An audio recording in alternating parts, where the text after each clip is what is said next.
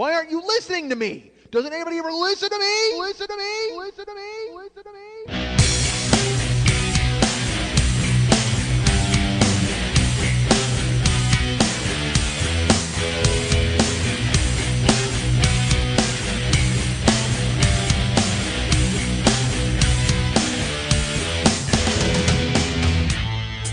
Blame yourselves for this fucking word salad that I just spit all over the goddamn plate. This is all your fault. You and I like to. That's it. I work under the cover of darkness because I don't need the rest of society to look in my eyes and know that is a bad person. Hey, what's happening? Mike Schmidt, 40-Year-Old Boy Podcast. You know what, folks? Here's what we're going to do. We're all going to get together flash mob style. I'm going to tell you where at the end of this show. And I'm going to tell you when, and we're all going to get together. And you know what we're doing, folks? We're burning it all down. Let's just fucking burn it all down. All right? Because we need to send a message or teach a lesson or do whatever the fuck we can. Just to let them know. Let everybody know that it's over. It's fucking over, right? We know that. Everybody knows that it's over. You can shake your head no, but you just spent an hour talking with me about how it's over. You can pretend now to be the optimist. Sit there and pretend like, no, Mike, come on, everything's going to be fine. For an hour, you and I have just been sitting here going, everything is horrible, right? We hate everything, right? Don't we? That's not what we were saying. I was. You might not have been, but you certainly nodded quite a bit. Hey, folks, how are you? I'm just kidding. Come on, everything's fine. Everything's the best. Let's not burn anything down, although I still would recommend a flash mob. We'll all get together and we'll do, what do we do? Thriller? Why not? That seems to be the thing to do these days. Everybody will all get together and do Thriller. We'll all do the Thriller dance, and then I will hug Ola Ray, and I'll turn around with yellow eyes because I have jaundice. All right, so, wait, yellow eyes aren't jaundice. Yellow skin is jaundice. What are yellow eyes? Jaundice as well. Really? Yeah. All right, look it up. Google it. Google yellow eyes. That's not a bad song. Actually, that's a Bob Welch song, which is a really good song. Yellow Eyes. All right, so I don't know. I don't know if Bob Welch writes songs. Yes, I know it's Ebony Eyes, folks. Relax. Everybody yelling at your iPod vagina. I know it's Ebony Eyes. Everybody lost their mind right there. Yeah, he didn't do Yellow Eyes. He did Ebony Eyes. Shut up. Crashed their cars into guardrails. I don't know if I caused that much panic just by misinterpreting a Bob Welch song. What if I did? I said the wrong title to a Bob Welch song, and people were so angry they drove their cars into guardrails. See, you shouldn't listen to me in your car, folks. You get so worked up, you wind up driving your car into a guardrail. By the way, are there still guardrails? There are, right? Yes, because we have cement block median type things here. But guardrails is something. You know what? Guardrails is something you don't notice until you fucking run your car into it. You're like, it's just part of the atmosphere. You're driving and it's just part of the landscape. You're like, oh, well, I don't know what the fuck that is. A huge metal girder that's got like a yellow thing. Oh, smash! Oh, that's a guardrail. Now I know the title of that. When you're driving, that's just part of the road. But then when you smash into it, it gets a very specific title. It's like Robert Paulson. You know what I mean? On Fight Club, if you're all part of Project Mayhem, you're all just part of Project Mayhem. But in death, you get your name back. And that's like if you're on the road, a guardrail, it's just part of the fucking road. But when you smash it, you get your name back when you smash into it. Hey, that's a fucking guardrail. Its name is Robert Paulson. That guardrail's name is Robert Paulson. And yes, folks, if you've given to the Kickstarter page, I will start thanking you Robert Paulson style soon. If you're Tiny, why don't I plug it out? Why are you making a face? Don't you only thank them if it gets funded? I don't know. Yeah, that's true. I guess I have to wait, huh? You have to wait. Folks, wait. You know what? I'm actually glad you told me that because I was going to start sending, I was starting to gather things together and all that. No. It's going to get funded though. It's going to happen, folks. We're about I think there's 37 days left in the Kickstarter page at tinyurl.com/kickmike. If you go visit there, you can give. But and people have been giving money and donating, at least pledging. I don't know what the word is because again, it's just numbers. It's just numbers right now. There's no cold hard cash involved. But right now we're over halfway there. With over halfway left to go. So there, like I said, there's about 36 days and we're at 3,300, I think, or 34. Yes. I can't remember. We're trying to get to 6,000. And then once we do that, I can book Boston. I can book Washington. I can book Cleveland. I can book Atlanta. And I'm still, of course, looking into Toronto and Detroit. Why the fuck am I doing this? I'm going to plug this later in the show. No, I'm not. Who cares? Whatever. Because I travel. I do live shows, folks, as you know. You know what? I'll tell you this, man. First of all, I'm podcasted out today. It's Tuesday, which, as you know, I don't like doing Tuesday shows. When I first started doing this show, I did them on Tuesdays, and then somehow it morphed into Wednesday. And then I used to like doing them in the afternoon early, and then I morphed into 4 o'clock. Who the fuck knows? Everything's changing, folks. Go by year 1 and year 2. You'll hear the ever-evolving show, and we're at different locations, different houses, different producers, different 40-year-old boys. I'm actually the third 40-year-old boy. There was a Dick York and then a Dick Sargent and then me. I've stepped in. Mike Schmidt. I'm here and I'm excited. So, and I got to say, quite a legacy. It's like Doctor Who. They just replace him every single year. They get a new guy, and then there you go. I'm Simon McCurly Hair Bad Teeth. I don't know who the fuck they are.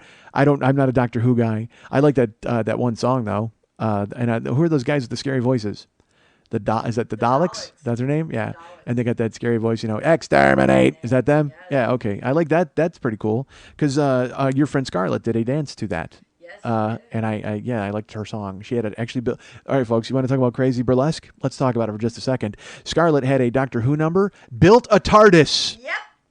I think I talked about that on here before. I mean, it was because it was so legendarily crazy. I mean, who builds a TARDIS? That's like building. That's like if you were to do a Laugh-In show and you built the Laugh-In wall. That makes no sense, right? Oh, wait, you did that? Oh, I'm sorry. Hold on a second, folks. Let me scale it back a little bit here because I had forgotten that in present company, my friend Lily Von Stupp built the Laugh-In wall. Jesus Christ, folks. I don't get it. I don't see it. She had the Halloween show this week, and she showed me the pictures as I sat down here. There was some girl who was the evil queen from Snow White. Is that Maleficent? Yeah. Maleficent or Maleficent? Maleficent. No, it's Maleficent. Maleficent with an F. I don't give a fuck. That I will tell you, that was a character because I don't, when I was a kid, whatever. She actually scared me when I was a kid. The way she was drawn, because she had black lips and an angular face, and that headpiece was the scariest fucking thing. So she's flipping through the photos, and a girl that we both know, Anastasia, she flips it, and boom, all of a sudden she comes up, and I went, whoa, you're joking, because she looked exactly like her. She looked just like Maleficent. I was like, good Lord, I just crazy. Yeah, was it? I don't know. I saw a picture. All I saw. Well, creepy's good. For Maleficent. I don't want to see a hot Maleficent. When I was a kid, I hated her. It was scary. I don't want to see her hot now. Although I guess, tastes change. When I was a kid, I didn't like mustard. So, or cheese. Yeah. Well, I hate American cheese. I don't, folks, am I wrong? Let's throw out a poll. I want to throw out a poll to you folks right now. American cheese is fucking horrible, right? It's death. It's like eating an orange shoe. It's fucking disgusting. No one likes it. I don't like it. And there's enough times I ate it as a kid where you just, the fun part is unwrapping it. And then you might as well eat the fucking cellophane because American cheese is disgusting. It is a violation, folks. I don't like Cheese Whiz unless it's on a cheesesteak. I guess I can tolerate that maybe. But I don't like cheese. I'm not a cheese guy. I like Munster. You know what I mean? I guess I could pull off a Munster and a sharp cheddar. But man, I don't like cheese. You know that. I don't like cheese. I don't like sauce. Fuck all that. I'm not interested. Give me my food. Don't fucking bury it in accoutrement. All right.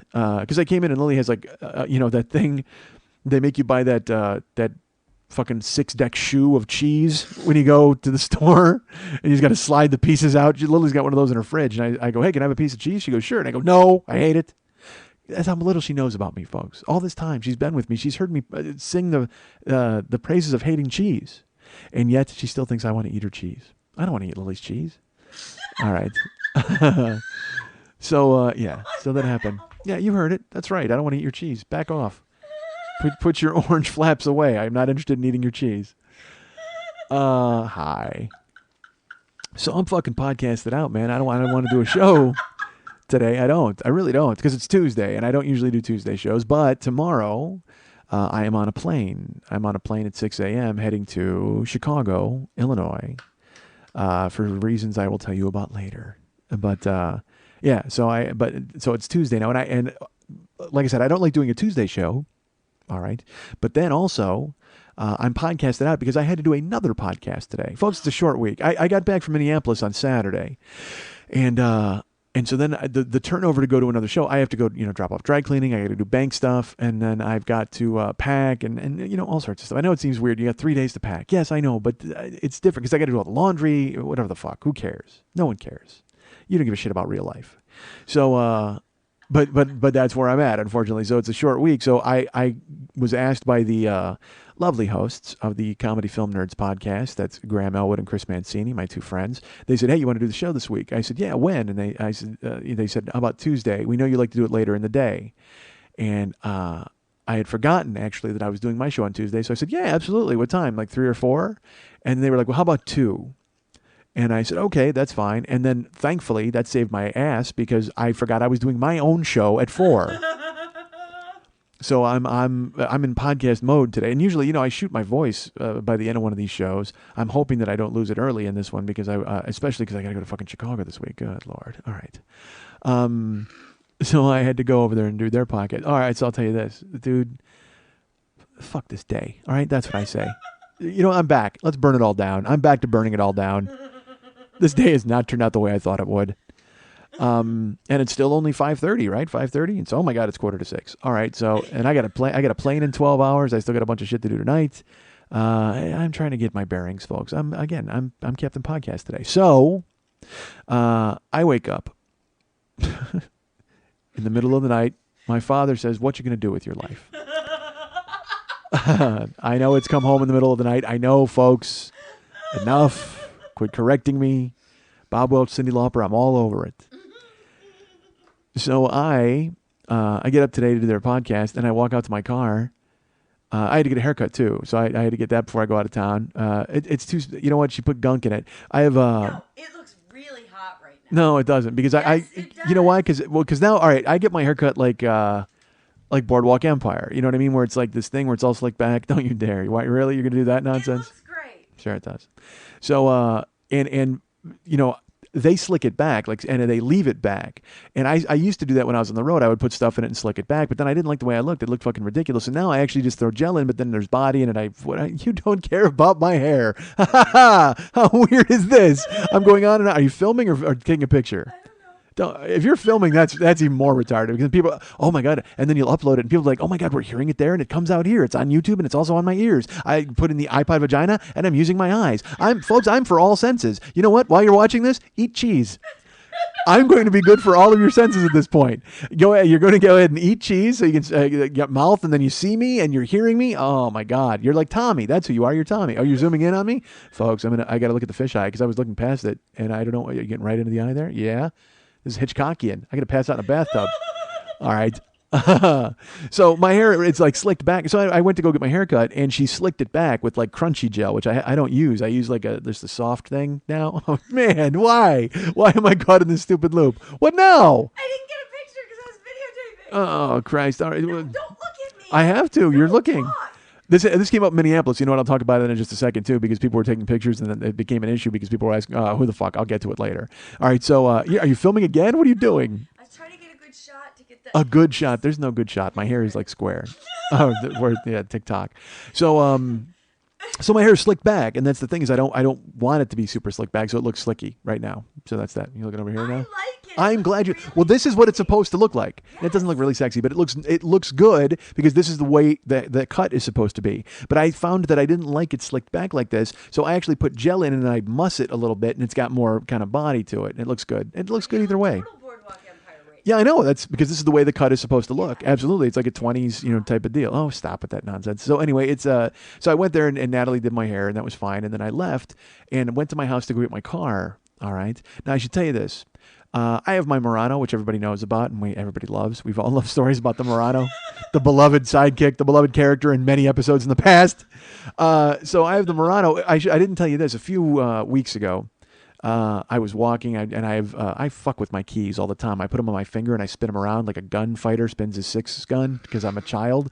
So I spin them around and I catch it, spin around, and I try to literally, all right, as you know, I count steps, I count everything. So I will get out of my car and then I will flip my keys at the same pace to see how many times I can do it before I get into Ralph's. 1, 2, 3, and 17 by the time I get into the Ralph's, depending on what parking spot I'm in. Who cares? You don't care. But I do a lot of weird stuff. We all know that.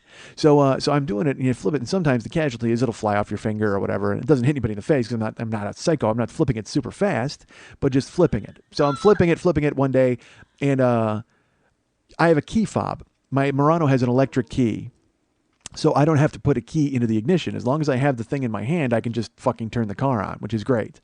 It's not a push-button engine, which they now have, but it's just essentially I've got to turn the starter thing with no key in it, which works great. So I'm walking, and my key fob takes a beating. I mean, it falls down, it gets bashed. And so in the past, it's fallen apart, and I've taped it or whatever, all these different things. And one of them, I think, completely broke or got lost. So I'm down to my last key fob. So 2 months ago, I'm walking, and I'm spinning it or whatever, and I'm carrying a bunch of shit.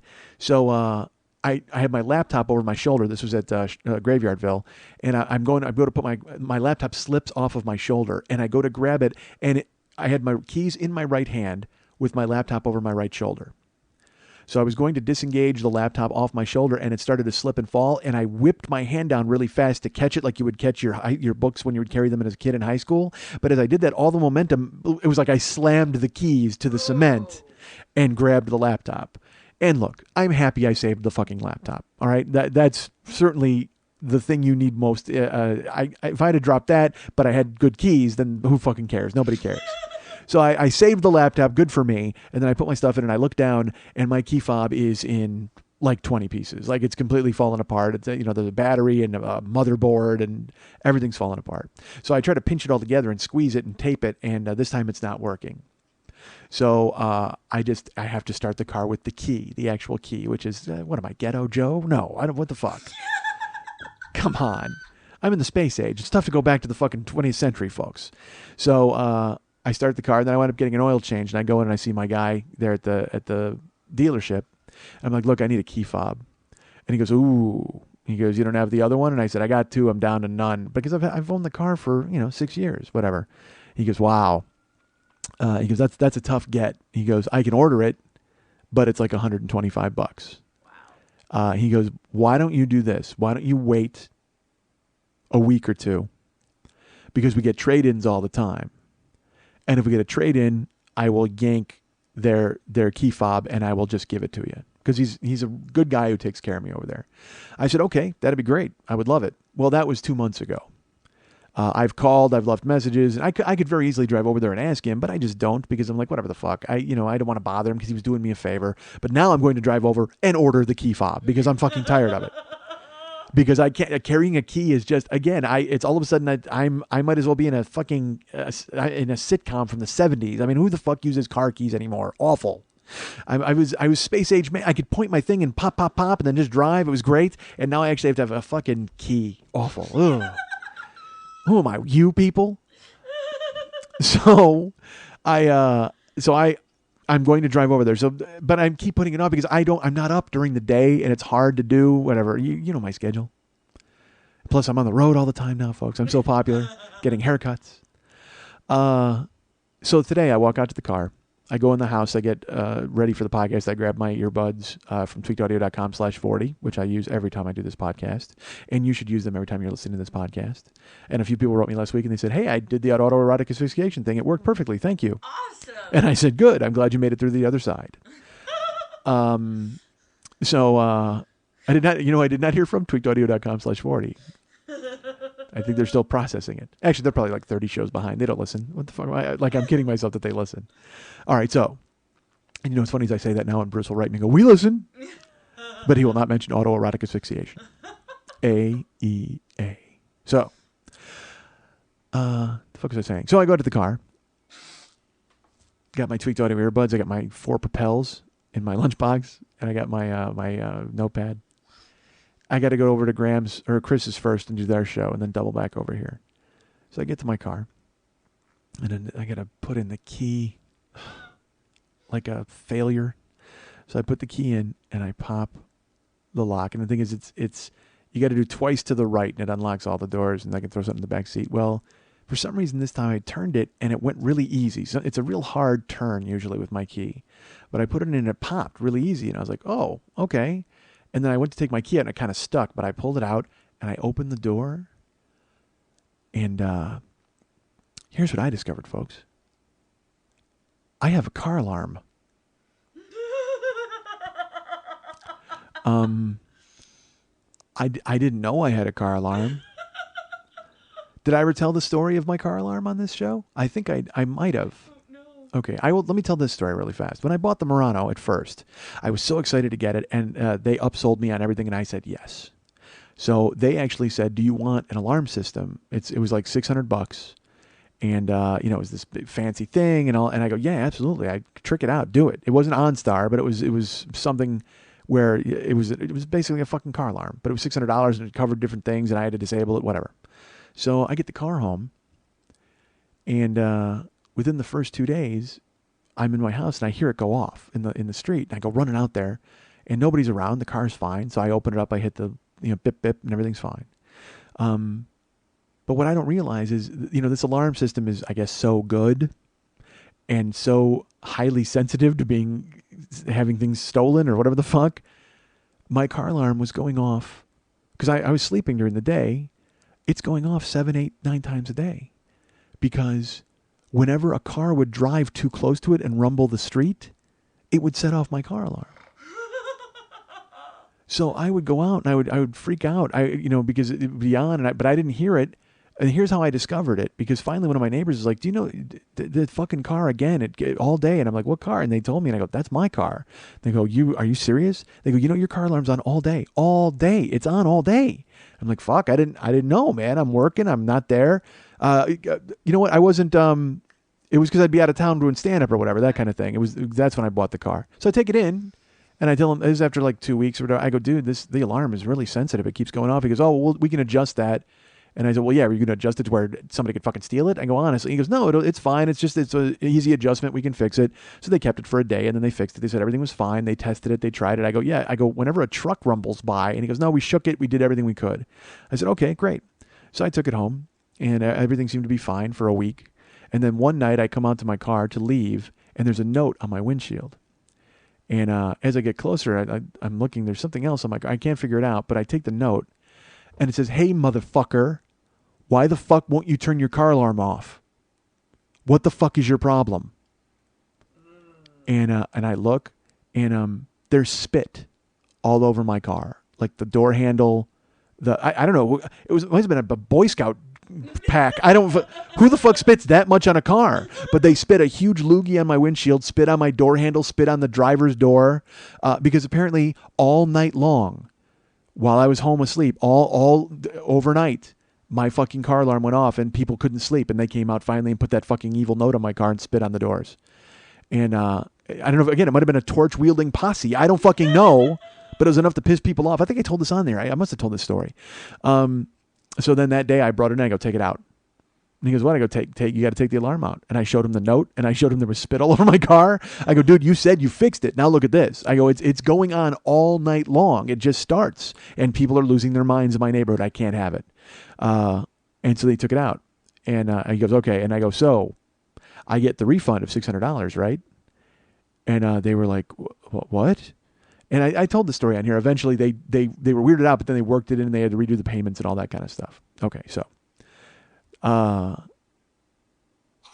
have a built-in car alarm in the Murano because when I lock my car and I leave, and when I approach the car, there's a blinking light on my dashboard to indicate that there's an alarm, but I've never heard it. It's never been tripped. I fucking do the lock. I open my door, and like lights, flashers going, and headlights and everything. And I went, oh, what the fuck? So I'm looking around for a button because I've had the car 6 years. I've never heard this noise coming out of my car. So I don't know what the fuck to do. I'm looking around for a way to disable it or whatever. And then in my head, I'm like, well, fuck, just start the car. That'll be fine. I start the car. No. It's still going. And I'm like, what the fuck is happening? So, and I'm sitting there. Now people are starting to look because I'm parked. Now I'm in the car and the alarm is on. I'm fucking, crazy slick back hair, black shirt, goatee. Yeah, he's not a fucking evil guy at all. I told Graham about it. It's exactly what he said. And I mean, so I'm sitting in the car and it's going on and on. I don't know what the fuck to do about it. So I put the car is started and I put it in reverse. I go to put it in reverse and I put it in neutral and it stops. I'm like, fuck, what the? So I put it in park and I get the manual out and I look up, alphabetically. I look under alarm. There's not even an alarm listed in the manual. It's not listed in the fucking manual. So I start flipping through trying to see, horn, anything, and nothing. It says nothing. So I'm like, well, fuck, that was scary. How the fuck I couldn't even figure it out. So I said, all right. And I opened the door. I opened the door to get out of the car because I had left my cooler outside when I dove in to try to figure out what was going on. And it starts again. And I'm like, what the fuck? So I get back in the car and it's, like I said, it's in park now and I put it in neutral. I put it in drive and it doesn't stop. I drive with it blaring, lights blaring, flashers, and the horn. I'm driving the car. And I had to stop at the post office. So I drove to the post office and people are looking at me. I'm in their parking lot and it's going crazy. And finally I park and I put it in park and then I turn the car off and it stops. And So I go into the post office, take care of what I got to do, and I come out, and I don't want to open the door. I don't want to open the car because I'm supposed to be going to Graham's and Chris's to do the show, and I think I've told you it's a short week, folks. I got no time for this. I got no time for any of this to happen because if it's fucked up, I'm going to have to go to the dealership. I can't have the car going off like that. It's crazy. So I approach the car trepidatiously, and I stare at it, and it stares back at me. Because it's very Christine what it did. I mean, it was just very Christine where it just started lighting up and doing all this crazy shit. And so I take the key and I put it gently in the door, and I pop the lock. It starts again. And I don't know what the fuck to do. So I'm driving. I get back out. It's still going crazy. And I drive around to the front of the post office because I forgot I had something else I had to do in the post office. So I park now in the front, and I put it in park, and it stops when I put it in park, and I don't take my key out. I'm like, fuck this. I'm not doing this. It was going crazy. I'm just going to leave it. So I let it run, and I run back into the post office. I take care of what I got to take care of, and I come back out, and I get in my car, and I put it in drive, and it's fine. And I drive it. I get to Chris's house.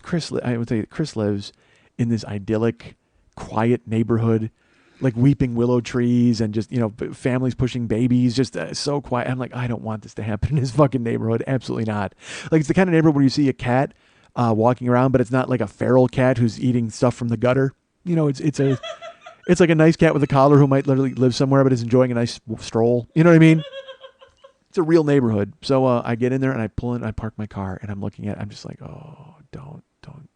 I don't want to turn the car off, but I can't leave it running the entire time.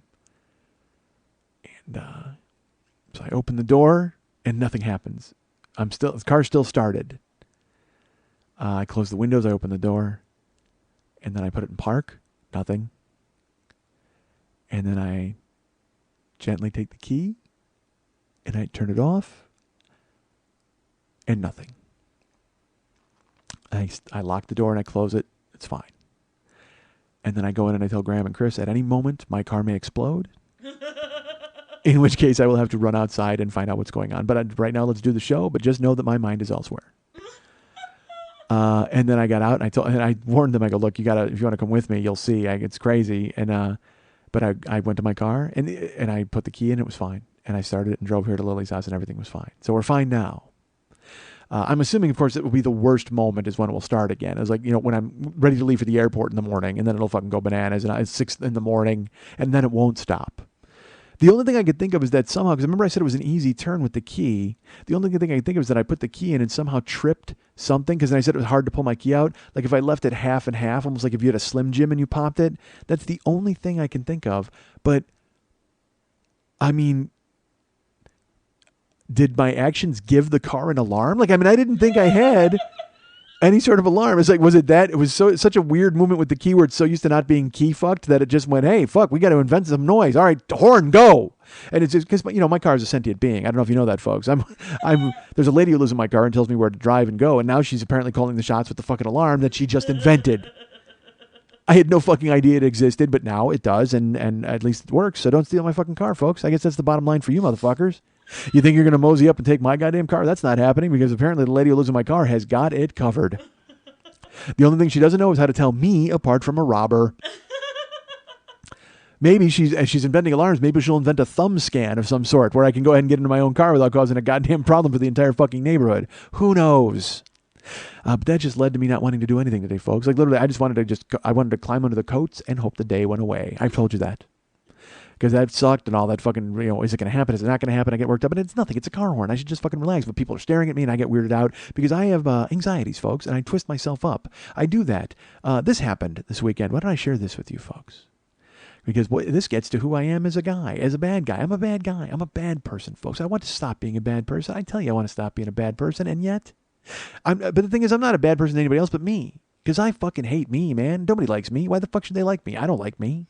But then I also love me, as you know. So I had to go see a movie called Paranormal Activity 3 this weekend for Comedy Film Nerds. It was homework.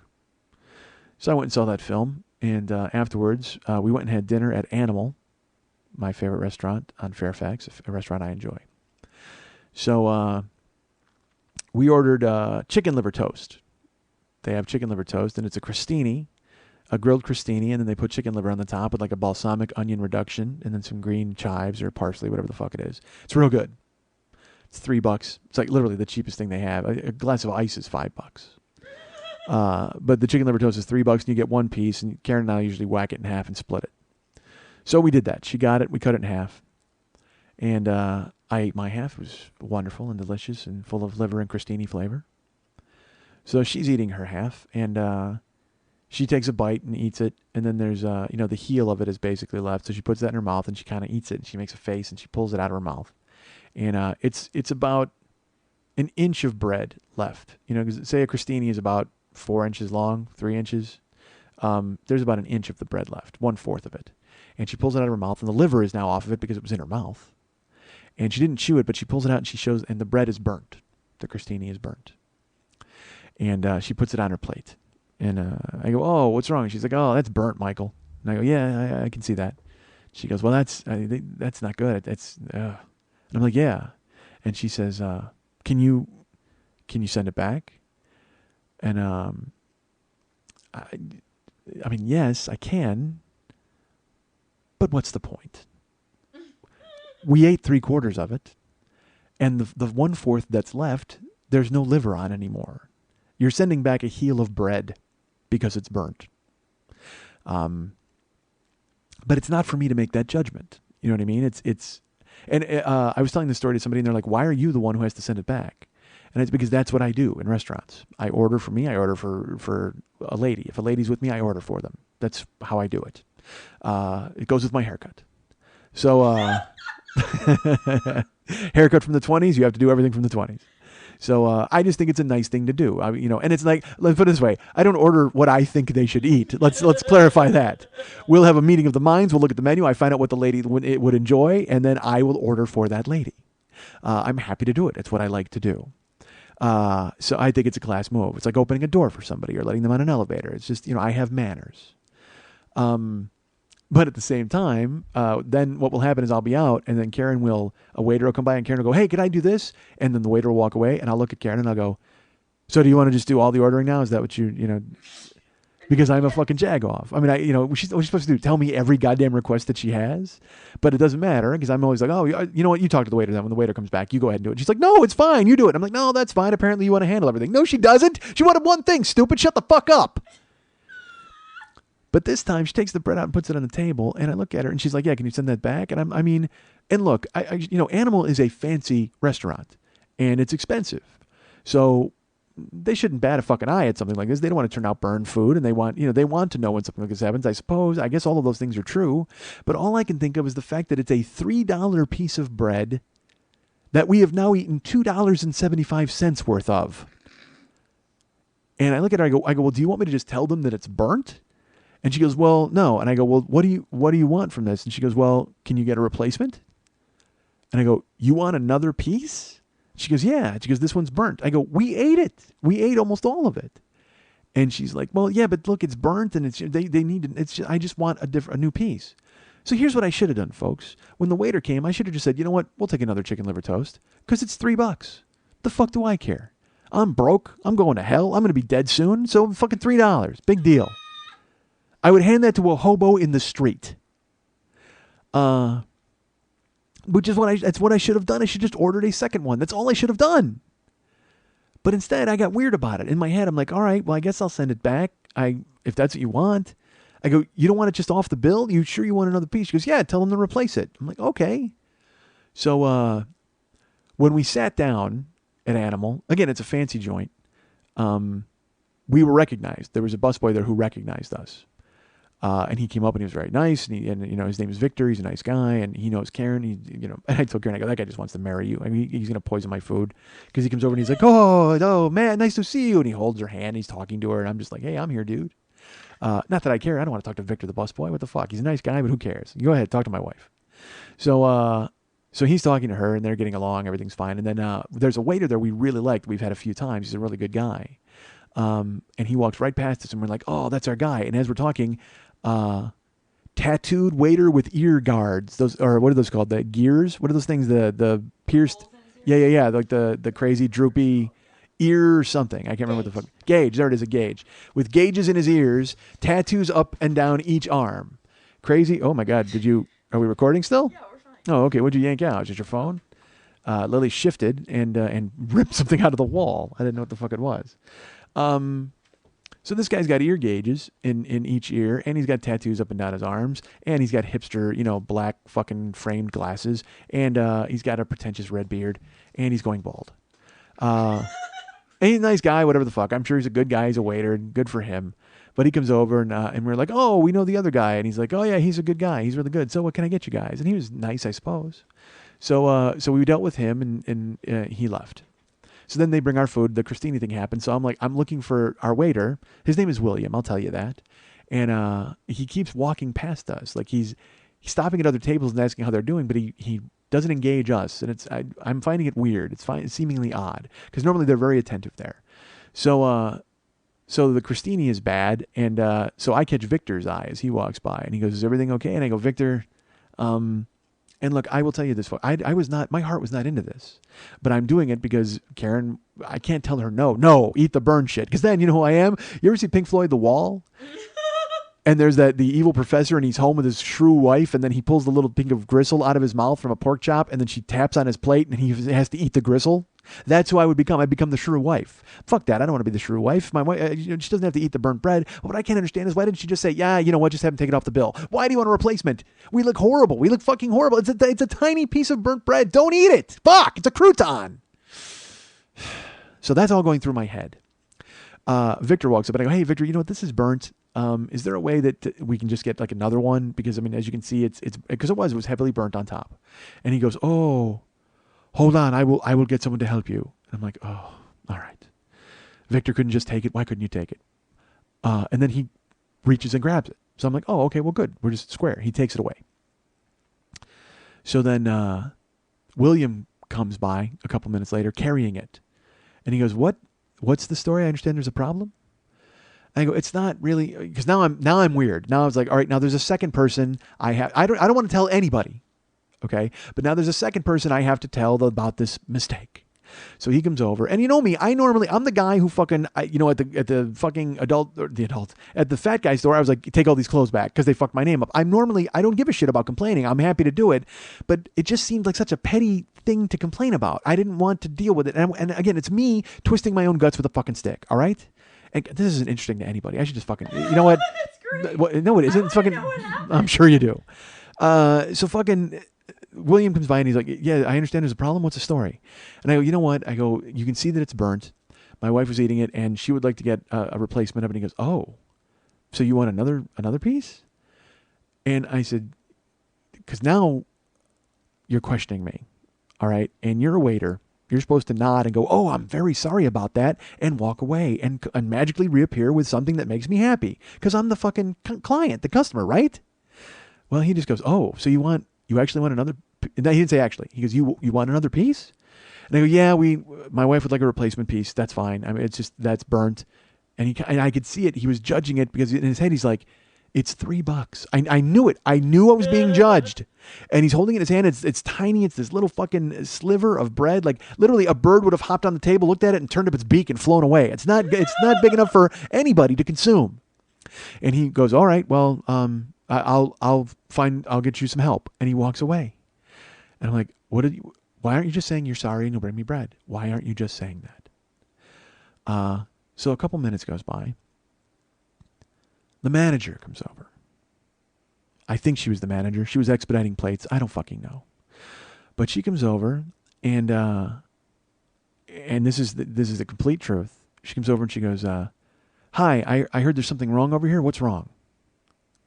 And I look at her and I go, nothing's wrong. Nothing is wrong. I go, we had the liver toast and it was burnt and we sent it back. And I just wanted to get a second one. I don't understand why I have to talk to 9 levels of hierarchy at the restaurant to get a replacement. It doesn't make any sense to me because now I'm embarrassed and my embarrassment is manifesting itself in anger because I'm mad at myself for even sending it back. Why didn't I just order another one? Why am I now talking to a third fucking person about this? Why I'm not interviewing for a fucking job. All right. Replace the motherfucking appetizer and leave me the fuck alone. It's a piece of goddamn bread. I'll walk back there and get it myself. Fuck, I'm sure a homeless guy outside has bread. I'll bring it in. I'll fucking rip his liver out and spread it on the top. I don't give a fuck. Leave me alone. Because it's like a full restaurant, it's fancy, and I'm weirded out by that. I love eating there, and it's just all is magnified. So I go. There's no problem, really, nothing. I don't know why I have to talk to everybody. It was just a crostini that was burnt, and now I don't know why you're coming to me. I talked to the waiter, I talked to a busboy, and now I got to talk to a manager about a piece of bread that was burnt. I mean, honestly, I'm not shutting the place down, and I'm not joking. I'm saying these things to her. I'm not shutting the place down. All I wanted to get was a different piece of crostini. It was burnt. You would have seen it. They have it in the kitchen. I don't know what happened to it. And she goes, well, I'm having trouble understanding you. I don't know what you want from me. And I go, you know what I want? I want the check. I want to leave. I don't want to be here ever again. That's what I want. I go, I've come, and I'm saying this. I go, I've come here 1,000,000 times. I love the food. I love being here. I'm just telling you that this was bad, and I've got to talk to 9 different people about it. Why? Why is there this crazy level? Why am I being interrogated over a piece of burnt bread? And she's looking at me because I'm melting down, folks. There's no doubt about it. It's all because I'm embarrassed about the very fact that I sent it back in the first place. I should have just ordered one other piece. And she's just like, well, sir, you need to tell me what you want because I can't guess what you want. And I go, I've told you I don't. I look at Karen. I go, I want to leave. I just want to leave. I don't want to be here anymore. I don't want to talk to her. Now I'm dealing. She's not even there. And I look at Karen, and Karen looks at me like, because we've ordered food. It's coming, and I like eating there, and I'm overreacting. And in my head, I know I'm overreacting, but I can't stop because it's manifesting itself in this weird manic behavior where I'm getting madder and madder talking to her because she's not smiling. She's not saying I'm sorry. Everything is like I'm on trial for sending a piece of bread. Just fucking tell me that you got the piece of bread and you'll get me a new one. That's all I fucking want. Somebody smile and say sorry. That's all I want. Somebody smile and say fucking sorry and bring me a piece of fucking bread with liver spread on top of it, for fuck's sake. I'll go to fucking Ralph's. I'll steal a loaf of bread. I'll buy some fucking liverwurst and spread it on the fucking top. Keep your balsamic onions. Keep your fucking parsley. Who the fuck cares, tiny plates? I don't fucking care with your newfound tapas bullshit and Vinny and fucking 2 chefs catering. I don't give a fuck about your fancy fucking restaurant. All right? Get me a piece of fucking bread that's not burnt. I'm losing my shit. And I just look at her. I go, I don't. And so finally in my head, I go, calm the fuck down. Calm down. And she goes, I don't know what you want. You need to tell me what you want. And I go, I want a replacement. She goes, what? And I go, I want a new one. That's what I want. She goes, you're sure? And I go, yeah, I just want a new piece of liver toast. That's it. That's it. She goes, okay. All right. I can do that. And she walks up, never smiled, never said she was sorry, not a fucking word.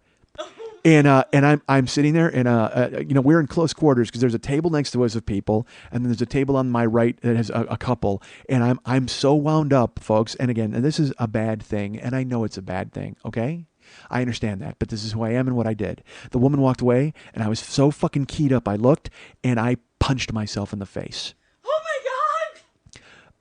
Because I didn't want to hit the table and make a loud noise. I didn't want to hit anything else. I just wanted to scream fuck at the top of my lungs because I was shaking. I was vibrating. I was so mad because I was so embarrassed about even sending it back. And then the fact that my levels of embarrassment were being magnified by being interviewed by the entire fucking working staff of the goddamn. I'm surprised the chef didn't come up with a cleaver. It was like that scene in Monty Python where the guy complains about the dirty fork and eventually the chef winds up killing himself and everybody commits fucking suicide. And he goes, well, it's a good thing I didn't say anything about the dirty knife. Yeah, no shit. That's what it was. I felt like such an asshole. Like I had brought the entire fucking operation to a grinding halt, that everyone has to come and talk to me about fucking burnt bread. Hey, you burned the bread. I didn't burn the fucking bread. If I had a Bic lighter out or a fucking Zippo and I torched the shit out of it, I'm making up a lie. I'm not making up a lie. I've got fucking $80 worth of food coming. Why the fuck would I lie about a piece of burnt fucking bread? Turn off the fucking bare light bulb and call off Joe fucking Friday. Bring me a goddamn piece of bread with liver on it. Holy fuck, I was mad. So I was so keyed up. These people are kind of looking. Everybody's looking. I just fucking blasted myself in the face. Just threw a right hand right into my face. Wham! And then I just fucking stood there. And I'm looking at the table. And Karen's looking at me. And she's not talking, which is smart. And I look at her and I go, I'm wrong here, but I'm not wrong here. I'm wrong. I know I'm wrong, but I'm not wrong. Why the fuck do I have to jump through 9 hoops and nobody apologizes for burning the shit out of the bread? Why? We come here 1,000,000 times. This motherfucker's giving me the fisheye from the second we sit down, and now they're going to grill me over goddamn bread? Don't grill me. Grill the fucking bread. And Karen's just sitting there, looking around, looking for an escape route, hoping to get the fuck out of there and get away from her fucking psycho life partner,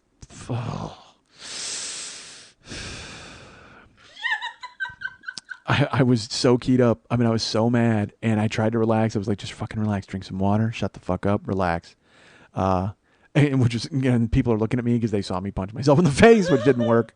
And then the manager comes out with just this fucking pursed lips. She was the maitre d' in Ferris. You are Abe Froman. She was that attitude, and she brings out the piece of liver toast, and as snide as you could possibly say it, she brings it. She goes, "Okay, here you go." She puts it on the table, and she goes, "And that will be on us." And I go, "You don't have to do that. I'm happy to pay the $3. And she goes, "No." And she just turns on and walks away. "No, I'm sorry. No, I mean, nothing. No apology. No satisfaction whatsoever." And I'm sitting there, and I was mad. I was mad at me. I was mad at Karen for sending a fucking what the fuck. And then Karen gets it, and they start bringing our food. And Karen, cuts it in half, and she eats half. And then they're bringing the food, and the liver toast is sitting there. And we're eating, and it's sitting there. And she goes, "Do you want a bite of this?" I said, "No, I had mine." And it's sitting there, and we're eating. And finally, we're getting near the end of our meal, and I said, "Are you going to eat that?" And she goes, "No." And so she didn't even eat it. She cut off a chunk of it and ate that, and then our food came, and she went ahead and knocked that down. And it's so funny because in my mind, it was either the most selfish, rudest thing to do in the world to order it and just let it sit there and then not eat it after all of the shit that went down, or it was the greatest fuck you in the history of fuck yous to me and to the restaurant. Part of me really actually admired the balls of it in the context of the restaurant. After all that shit we made them go through, we didn't even fucking eat it, and we made them bring it out. I actually admire the balls of that move. But everything leading up to it, I could have fucking gladly lived without because it was terrible. Oh, Jesus fucking Christ. And then our meal was winding down, and then, celebrity sighting at Animal, ladies and gentlemen. It's funny, Jimmy Pardo used to tell me a story about, he saw Matt Dillon once walk into a bookstore, and he said everything froze because he just somehow had it that, like, everybody was like, like he said there was just this thing, this magnet in him that made everybody look at him. And I experienced that the other day, really kind of the exact same thing, where someone walked in and every fork went down and every head turned to follow this person when they went and sat down. Natalie Portman with her baby. And she walked in and she was just wearing like jeans and a shirt. She wasn't dressed up or anything. She's carrying her kid and she's with her husband / boyfriend, whatever the fuck he is. And she walked in and it got quiet. And when it got quiet, I turned my head and she walked through the restaurant and she sat right behind us. This is well after I had punched myself in the face. So luckily Natalie isn't at home right now still telling that story. This motherfucker punched himself in the face. But the thing that made me laugh about her being there was, Karen looked at her and she sat behind me because I had my back to her, but everybody kept looking and whispering, people pulling out their phones and Googling her like right away and showing people who didn't know who she was. And there's like waiters all walking around and snooty fucking, I don't know what you want from me, pursed-lipped cunt waitress or hostess or manager, whatever the fuck. She waited on Natalie Portman's table. She made a beeline for it. She said, "Yes, I'd like to help you with your corked fee," whatever that, then she jumped out of her fucking shoes to do that. But it was good food. We finished and left. I had a fucking smoked trout salad. It was good. It was all good food. It was just, I finally relaxed eventually. It took about a half hour for me to fucking stop vibrating, but that's who I am, folks. I was so embarrassed and I was so mad that I was embarrassed. And then my embarrassment became anger and rage because I didn't feel I was getting treated properly. And I also felt like I had brought a problem to light that wasn't a problem until I said something. Like it should have never even been brought up. I should have just pushed it on the ground. You know what I mean? Literally, it was that insignificant of a piece. But I can't, like I said, I don't want to say no because who am I, the arbiter of good appetizers? No, that's not who I am. I can't be telling people what's good to put in their mouth or their belly. That's not me. I'm not that person. So that I need to do what's right. And I did what was, I don't know if it was right. I just did what was asked. I don't fucking know. I was only following orders. That's who I am, folks. I'm the grunt Nazi soldier of dinner at Animal. That's who I am. I was just following orders. You can take me up to the fucking restaurant tribunal and try to fucking come after me because they, it's not my fault they left the bread in the ovens too long. I had nothing to do with the ovens. I was only following orders. Oh. Yeah, that's right. Give me time. I'll tie anything you want into the Nazis, folks. That's what I do. But I don't think I'm wrong. I do think I'm wrong. I was wrong, to punch myself in the face, certainly. But it just seemed like such weird overkill. And for him to go get him and then him to go get her. And dude, I'm not buying a fucking car. All right. Don't walk it back and go, I talked to my guys and here's the thing. We'll get you a new piece of bread if you do this. Fuck you, man. Get me a piece of bread. You guys, I'm sure the kitchen staff has crostini strapped to their feet like snowshoes. All right. It's not like it was something crazy expensive. It's $3 fucking. What was that noise? Yeah, I should have made that in the restaurant. Maybe then, you know what? Maybe they would have fucking beckoned called me. They would have been like, "Oh, excuse me, sir. I didn't realize that you had a Manitou inside of you bursting out of your chest." Oh, man, a grizzly bear growl gets you new bread all the time. In the zoo, grizzly bears growl, people throw bread at them. Nobody throws bread. Who brings bread to the zoo? Nobody. Trust me, I go to the zoo quite a bit, never bring bread. I bring a biscuit tin, pop it open, and throw the dough. Badger sits on it and makes it into biscuits. Boom, that's it. It's a trick I've worked out with him, me and the badger. They have one badger at the zoo. he's Biscuit Badger. Yeah, that's his name, Biscuit. I don't know if you've ever seen him. He and I have worked out a routine where I'll show up with a biscuit tin, I'll throw uncooked dough into his compound, and then he'll sit on it, and eventually it'll be a cooked biscuit. And then he'll actually eat it, because that's what Biscuit Badger does. He makes and eats biscuits. But the only thing he can't do, shop. He's a prisoner at the zoo. They don't let him out to shop. You'd think they would. What the hell? They're in there all the time. When the time goes off and they close the zoo gates, why shouldn't they be able to get off just like the workers and go out and shop and do the thing they got to do? No, fuck that. They make them stay there. So Biscuit Badger said to me, do me a favor. I have a trick and I'd like to show it to everybody. Can you bring in a tin of biscuits? And I said, absolutely. Of course I can. Because that's what I do. I go to the zoo and oftentimes the animals will try to get my attention. I don't talk to all of them. I'll be honest. Giraffes will try to, I continue walking because giraffes are notorious pricks, right? We all know this. I will just sashay right by. I don't have any interest in discussing anything, but come on, how do you turn down a badger? Badgers are cute. And his name was Biscuit. It said right on the sign. So then when he told me the thing about biscuits and how he was going to go ahead and make the biscuits, all he had to do was bring the biscuits in for him because he wasn't able to go out and shop. I knew it was true because his name was Biscuit. Pfft, he couldn't make that up. Look at the fun we're having with biscuits, folks. And badgers. And Biscuit the Badger. Having plenty of fun with him. Go look at him. He's in the LA Zoo. Go look at him. That's what you do. Hey, what are you going to do to the zoo? I'm going to go to the zoo and look at animals. Because that's what you do. You say, when you say go to the zoo, inherently what you're saying is I'm going to stare at creatures. Shut up. All right, so yeah, that happened to me at this weekend and today. My car, my bread. But and so now life has changed. Life is bad here in Los Angeles, but you know where life was fine, folks? Where life was fine as wine? Minneapolis, Minnesota. Yeah, that's right. I went to Minneapolis, Minnesota last week, folks. And I think I told you that on last week's show that I was heading there. I was going there.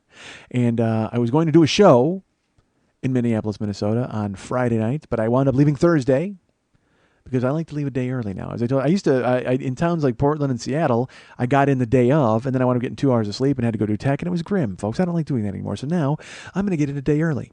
That seems like the move. That seems like the way to go. Go ahead and greet my public. I greet nobody. Not for lack of offers. People asked me if they could bring. Some guy wanted to bring me to. I don't remember who it was. I think it was Corey. I sound awful saying some guy. I met people. I meet a lot of people, folks. Please don't hate me. But someone offered. I think it was Corey who offered to bring me to the Minnesota Wild hockey game. And I would have done it, except my plane did not land until 6:15. By the time I was going to get to the hotel, it would have been 7 o'clock, and we would have missed the game. I didn't want to do that to him. So I was like, I had to beg off. And plus, the first thing I like to do when I get in town is find Vice. I need Vice. So I have to go and get in town and find out exactly what horrible thing I'm going to get myself into later that night. But first, check into the hotel. So I flew out of Burbank to go. And I told you, when I fly out of Burbank, it's not... there's no real stories in Burbank because the security line is 5 minutes long, and then you go right to your gate and you leave. So it doesn't lend itself to bring you stories. But yet, folks, here I was in Burbank, and guess what? Things happened for me to tell you about. Unbelievable, right? Which is actually a lie, because it didn't matter what the fuck happened. I just told you a 45-minute story about a piece of crostini. What the fuck? I'm trying to pretend like I don't have anything to talk about that happened in the airport. What the fuck? Hey, some guy sneezed. Hold on a second, folks. Relax. This is going to be an hour. It doesn't matter what the fuck happens. I'm going to wring every goddamn piece out of it that I possibly can. Every drop, every single fucking storytelling drop that I can get out of this stupid story, I will. Take the crostini, for example. Folks, I don't know if I told you, I was in a restaurant and we ordered, shut up, don't start. Talked about bread for an hour. You know who doesn't even want to hear that? People in Africa who are starving are like, oh my God, enough of the crostini. They don't even want to envision deliciousness. They don't want to hear me talking about liver toast. They're like, oh fuck, as much as we'd love to hear that and it satisfies our bellies, it makes us angry that you were so angry. Actually, they're mad I sent it back.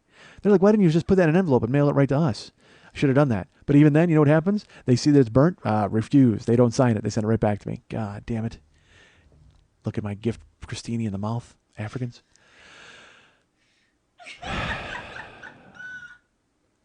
This is the perils of just having no editing or just talking, just making yourself talk to hear yourself think or speak. Jesus. I don't even want to do this. You know what, folks? I went to Minnesota. You guys can get me at MikeSchmidtComedy. How do I can't match my rage. I can't. I was just so angry about bread, and now I'm supposed to follow it up with telling you about what happened in goddamn Minneapolis. Doesn't make any sense. I should have saved the angry at bread story for another time. That's what I should have done. But instead, I fucking destroyed you guys with this. Because right now you're winded. There's no doubt about it. You guys don't want to hear what I have to say. You're like, God damn it, that bread story took it out of me. I don't give a fuck where you went last weekend, other than that restaurant where it was terrible. And other people were like, God, can you imagine if they had cheese on the bread? Holy shit, that would have been awful. If that would have been a Texas toast of some sort, there would have been a problem. He would have probably punched Portman. He'd have stood up and just picked up Natalie Portman's baby and banged its head off tables till it died. Yeah, that's probably what I would have done. I can't control myself, folks. That's the lesson. Don't bring me to a restaurant ever. I should never go to a public place. I should not be allowed to order food or anything else in a public forum because inevitably I'm going to complain and something's going to happen and then some actress's kid dies. So I'm at the airport. I'm in Burbank getting ready to leave and it's early in the morning. I don't know, when did I leave? It was like, I had to be there at 9 a.m. So I get there and it's dead, man. Burbank is the best to fly out of. The only problem is it's got stops, so I didn't get a full-on straight, nonstop to Minneapolis. I went ahead, I had to fly to Salt Lake City and then on to Minneapolis. So, but when I walked in, man, there's 10 people, it seems like, in the airport. There's nobody there. So I check in with Delta. I got to give them my bag.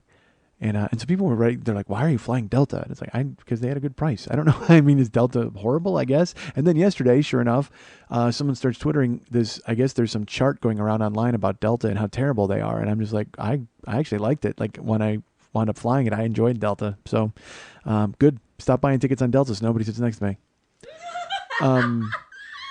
That's a lie. Everybody will sit next to me because that'll just mean Delta just cancels more and more flights to where they only have one flight. There'll be like a bus that just stops in different cities. Fuels up and goes. It'll be like a Hindenburg or a Zeppelin. Not a Hindenburg. That would be actually terrible product placement if they were named Hindenburgs. If after the accident they go, you know what, let's just name all of our flying air balloons Hindenburgs. No, that's a negative connotation. No, it's a tribute. We're making a tribute to the poor people who lost their lives in the Hindenburg tragedy. No, you don't understand. Every time someone hears Hindenburg, they go, oh my God, we're going to crash in flames, all the humanity. And no, you don't understand. It's a tribute to everybody. Okay, good luck to you. All right. So I should have said Zeppelin. But it just goes to show you how strongly associated with blimp crashes the word Hindenburg is. As if why wouldn't it be? It's a blimp crash. All right, shut up. All right. It's the blimp crash. Not even a blimp crash. It is the blimp crash. Right now, sit down. I want you to write down your top 5 blimp crashes. Start with number 1. I think we're all going to put Hindenburg. Good luck from that point on. Okay. So I'm at the airport. I'm trying, folks. I really am. I'm trying to stay focused and centered because I'm mad at myself. And you don't care. Nobody cares. So I hate today. Yes, I know. Stop. Poor Lily. She's trying to grab my face and just force me to go forward. All right, I'll go forward. I'm at the airport. There's nobody there. But of course, even though there's nobody there, I get in the security line and look, I don't understand the security line. And I'm not saying anything in every comedian in the fucking world hasn't said, but I don't understand why I have to get to the woman on the podium and show her my ID and my boarding pass. And then when I walk 4 more feet, I have to show another person my ID and my boarding pass to get ready for TSA. At least at Burbank, I did. So I'm in line and there's this old couple in front of me and they are old, those old people who don't know about flying now. So, they've been told how terrible it is now at the airport. So they've put everything in plastic bags, like their IDs and certain shoes and they shower caps. You know, you're supposed to put gels and liquids or whatever the fuck in a separate bag. I see them open their purse. Like the woman has her wallet in a plastic bag, her key, like everything is in a goddamn plastic bag. They don't understand that you just need certain like liquids, whatever. So they go to the lady and they're asking her a million questions in the podium. And I'm like, honestly, there's 4 people in fucking line and you're going to make it a long line by stopping and asking goddamn questions. Get the ink, show them your ID and move on. And maybe it's because they're old. Their ID is, you know, it's a snapshot from like one of those cheesecake photographs. You know what I mean? Where it's not even like an ID issued by the state. It's a stone tablet with their photo carved into it. That's how old these fucking people are. She's got to be 85 years old, this lady. So they make it through, and then I get to the front, and I'm fine, and I'm still behind them. So then it does the divergent thing where you split into 2 lanes, and I'm waiting desperately to see which one they go into. And then part of me is like, you know what my luck is going to do? This couple is going to split up. Like the old man's going to cover one line, the old lady's going to cover another line, and I will have to just choose. But it's Sophie's choice at that point, all right? Which is appropriate because I think this woman was named Sophie. She certainly walked and acted like a Sophie. So I get in line. I'm waiting to see where they go, and finally they take the line to the right. So I go, good. I hustle immediately to the left, and I grab the gray bins, and TSA is having their discussions, and I got to take my shoes off. I got to take my laptop out, and I put my boarding pass, my wallet, my watch, my phone, my everything else, laptop, all in a gray bin, and I go to walk through the little beep beep thing. So my shoes disappear, everything disappears onto the conveyor belt. I go to walk, and the woman goes, "Excuse me, sir, can you take your shirt off?" Because I was in my passenger costume, so I was wearing a flannel shirt, and I was wearing my Phillies hat. And she goes, "Sir, can you take your shirt off, please?" And I go, "Oh yeah, no problem." So I take it off, and she goes, "And your hat?" And I'm like, "Really? I'm wearing 6 articles of clothing, and now 3 of them are going to get X-rayed." All right. So I fucking shirt off. I take off my flannel. I take off my Phillies hat. I put them in, and I put the Phillies hat in the gray bin before it rolls underneath the thing. So she goes, "All right, sir, you can step through." And I step through. Thankfully, no beeping, no fondling, no nothing. So I continue through, and then I'm waiting for my junk to come out the other side. And as I'm waiting, I hear them. They start murmuring. And I see my stuff start to emerge from the belt and then stop. And then they back it up. They back up in my gray bin. And I'm the only guy in line. All right, they're looking at my shit. That's the only thing they're doing. So my gray bin goes all the way back in, and I'm standing there. You know, and I have no shirt, no shoes, and certainly there's no service. So I'm looking, and they're backing it through, and I'm waiting. And then a woman comes over, and she goes, "Whose laptop is this?" And I said, "It's mine." And my favorite part is, there's nobody else there. Why are you saying that or yelling it? Or I'm the only guy standing there. And me, the guy with no shoes and no shirt. It's me. The guy shivering in the cold. It's me. That's my stuff. Take a look. There's not another fucking soul here.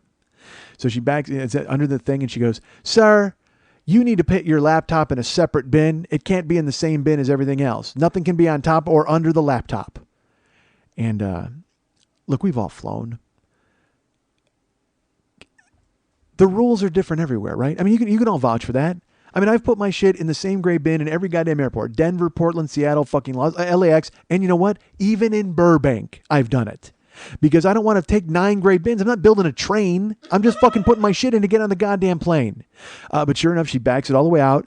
And then she takes my laptop and she holds it up. She goes, "This is your laptop?" Yes, I just told you it was, but I can't say that. Because again, it's another thing. You can't get mad in the airport. God forbid they had a Crostini restaurant. I wouldn't be talking to you now. I'd be at Guantanamo Bay. That's where I'd be. I'd be at fucking Gitmo getting goddamn fucking tasered and tied to a bed frame. But sure enough, they back it up and she holds up my laptop. She goes, "This your laptop?" And I go, "And there's nobody in the fucking line." "Yes, it's mine." And she takes it. She goes, "All right, it needs to be put in its own bin, and this other stuff is in its own thing." "Fine, do it. Just do it." "Yeah, I need a fucking lesson. Do it." So she puts it in there, and they roll it through, and then they take 5 minutes, it seems. Like literally 4 or 5 minutes. I wouldn't know because my watch was in the fucking x-ray machine. But they're examining the shit out of my laptop. Because I guess because when there's nobody in line, they're going to take their good, sweet fucking time to make sure that fat white guy isn't a terrorist on his way to Salt Lake City. But they look through everything. They just examine the bins. I don't know if they were training a guy and teaching him what to look for. I don't fucking know. All I know is it took fucking forever. And I'm like, I should have just gotten in line behind the old people, honestly, for all the fucking effort that this is taking. So I get my stuff. Finally, they beep it through. And, and literally, it's like you've been raped when you're going through security. Because it's that, you know what it is? It's like the walk of shame when you leave somebody's house early in the morning after you fucked all night, and then you wake up and you're trying to kind of be quiet and you don't have your shoes on, you're walking around disheveled and you try to grab your shirt and you grab your shoes and you grab your belongings, your keys and your wallet, and you just want to find a place to sit down and get the fuck out of there. That's it. So that's what I got to do, that walk of shame where it scoops out and I grab my passenger costume, I throw on my flannel shirt, and I grab my hat, my shoes, because I don't like to get dressed in the area. I need to go out to the getting dressed area. All right, that's how I do it. And also, here's another rule I have, folks. I walk out of the TSA area, and they have those benches that are like double benches, where like 4 people can sit on them, back to back. So when I see those benches, I sit with my back to security. And if there's no seat available with its back to security, I will wait. Because I feel that it's bad luck. I've already gotten out of security. If I face them while I'm putting on my shoes, that gives them the opportunity to look at me and maybe make eye contact and go, hold on a second, we didn't fondle that guy enough, and drag me back in. So if I got my back to them, fuck them. I've forgotten about them. I went through that horrible chapter of the airport, and I now turn my back on it and continue. If there were a sink, I would wash my hands in it symbolically to show that I am now washing my hands of my experience with TSA. But the best thing I can do is I sit down with my back to them so they can't see my face and they don't get the luxury of seeing me any longer. And I certainly don't have to feast my eyes on them. So I get out, and again, there's nobody in the fucking airport. So there's this bench that seats 4 people, but nobody's on it. So I go around, I take my customary seat, and I start to put my shoes on. I put them on, I tie my shoes. Like I said, I've got my flannel shirt on, and I got to fix my hair and put it under my hat. And I put away I put my watch on, put my wallet away, grab my boarding pass, fold it up. Just fucking, you're generally getting ready to get on the plane. So I'm doing all that, and I finally get everything finished because it's all a bunch of little tasks. And then I'm finally, you take that breath when you're finally through security. Now you're in the airport. You live your life. You go ahead and get on the plane and fly out of town. So I take my breath. I'm like, and I put my hands on the bench and I lean back.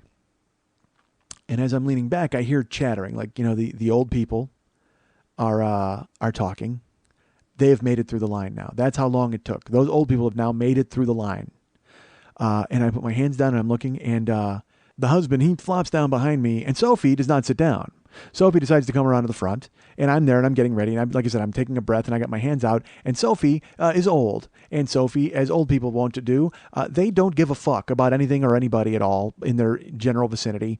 And so Sophie comes around the bench, and I'm sitting there, and I got, I lean back and I take my breath, and then Sophie flops down on the bench right next to me and sits directly on my hand. Oh my God! Because I have my hands on the bench, folks. I'm leaning back, I get my hand on the bench, and she just fucking flops.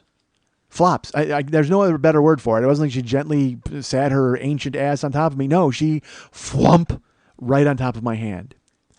And that's bad, right? We can all agree with that. But that's an accident. It happens. Things happen. That's fine. She's not looking. She's old. She's not paying much attention. She's dealing with the husband. Her and Morty are having a conversation about wingtips, whatever the fuck old people talk about. So she comes around and she flops down on my hand. But the real crime of it, folks, here's the real crime of it. She flops down on my hand and she doesn't get up. She just sits on my hand. Now, I understand if you sit down on something, don't you jump up and go, oh my God, what the fuck did I just sit on? Yes, you do. I do. Most normal human beings do. Certainly most Americans do. I'm going to venture most Europeans do. I don't know about Asians. Yes, you know what? I'll go ahead and throw Asians into the mix. Why not? Africans? Certainly. Africans. Anybody who sits on something immediately leaps to their feet because they can't believe they've sat on something. And that's a general sensitive region. So you know when you've sat on something, a lot of nerve endings down there.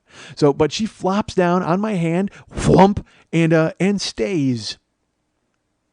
There was not even like, I don't know if she didn't feel it or didn't know, but it was not even an accident. I mean, well, it was certainly an accident, but not an accident that she didn't get up. It wasn't like it was as if she was like a falcon who was sent from the front lines with a message, like she was a homing pigeon, and she alighted herself on my forearm like a falcon. That's what it was. And she went ahead and perched right there, just sat there and didn't move. And she, believe me, she did not use her talons to grab onto my forearm, if you know what I'm talking about. Just flopped right on, and I'm in the crease. I mean, it's grim, folks. She's right on top of me, and all I could think of was like, well, she's 85. I mean, maybe just from the waist down, it's all dead down there. I mean, she hasn't been fucked in forever how long? You know what I mean? So, which makes me think that if she felt something down there, wouldn't she be like, whoa, that's great? And I got to be honest with you, folks. Oh, you know what? There are some older women in this world who, if they sat down on my hand, I'm not going to mind it so much. I'll be truly honest. Because if that's Helen Mirren, who comes along and flops down on my hand, Maybe we make eye contact. I give her a thumbs up with that hand, and we both miss our flight.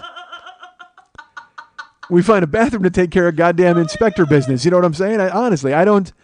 But she does it. That's fine. But this woman, Sophie, no, I get off my hand. Not good. So, and I also, I should tell you, I did not pull my hand out. For a couple of reasons. One, because I felt like if she didn't notice that my hand was under there, and then all of a sudden with a quick movement, she felt my hand on her ass, she would think that I was actually sticking it under there to try and grab her ass and lose her fucking mind. And the last thing I need to do is get a pat down because I think I gave her a pat down. All right. So I didn't want to yank my hand out like starting a lawnmower. It was my first instinct, certainly, but I thought another thing, she's like 85 years old, and she was like a big woman, but still also frail. So I thought if I yanked my arm out, I could send her tumbling, and she just fucking snaps a hip right there in the airport, and then I go to jail for assault. I mean, I don't want any of that to fucking happen. So she landed perched on my hands, flomped down, and I'm looking, and thankfully she's didn't hurt my hand. That would have been fucking horrible. But I'm looking at her, and she's not even looking at me. She doesn't even notice. She's like going about her purse and fitzing around with her stuff. And then I go, excuse me. And she looks at me and I go, excuse me. And she kind of like looks at me and she's like, yes. And I go, you're sitting on my hand. And she looks at me. And again, no, oh, I'm sorry. No, let me take care of that immediately. But she kind of looks, and she looks at my arm, and she kind of follows my arm just to make sure, I guess, to validate the fact that she was sitting on my hand. She looks at my shoulder, follows my arm all the way down, and sees that my hand, yes, definitely is underneath her. And at that point, folks, what do? You get up, probably? You get up and you go, oh, you're sorry, you apologize? She looks at me with like this weird snide look, like mean, and I won't be able to do it physically. Oh, I can do it physically, but I'll tell you about it. You can't see it. She doesn't get up, folks. She gives me the fucking dismissive lean over, one cheek in the air.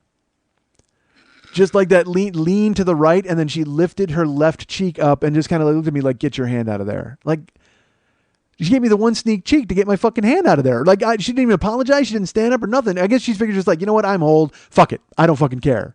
And so I looked at her. My hand is still there, and she leans over, and so my hand is kind of halfway out, and so I like fucking unstick it from under her, and then she just leans back and sits down and starts going through her purse again. Doesn't say she's sorry.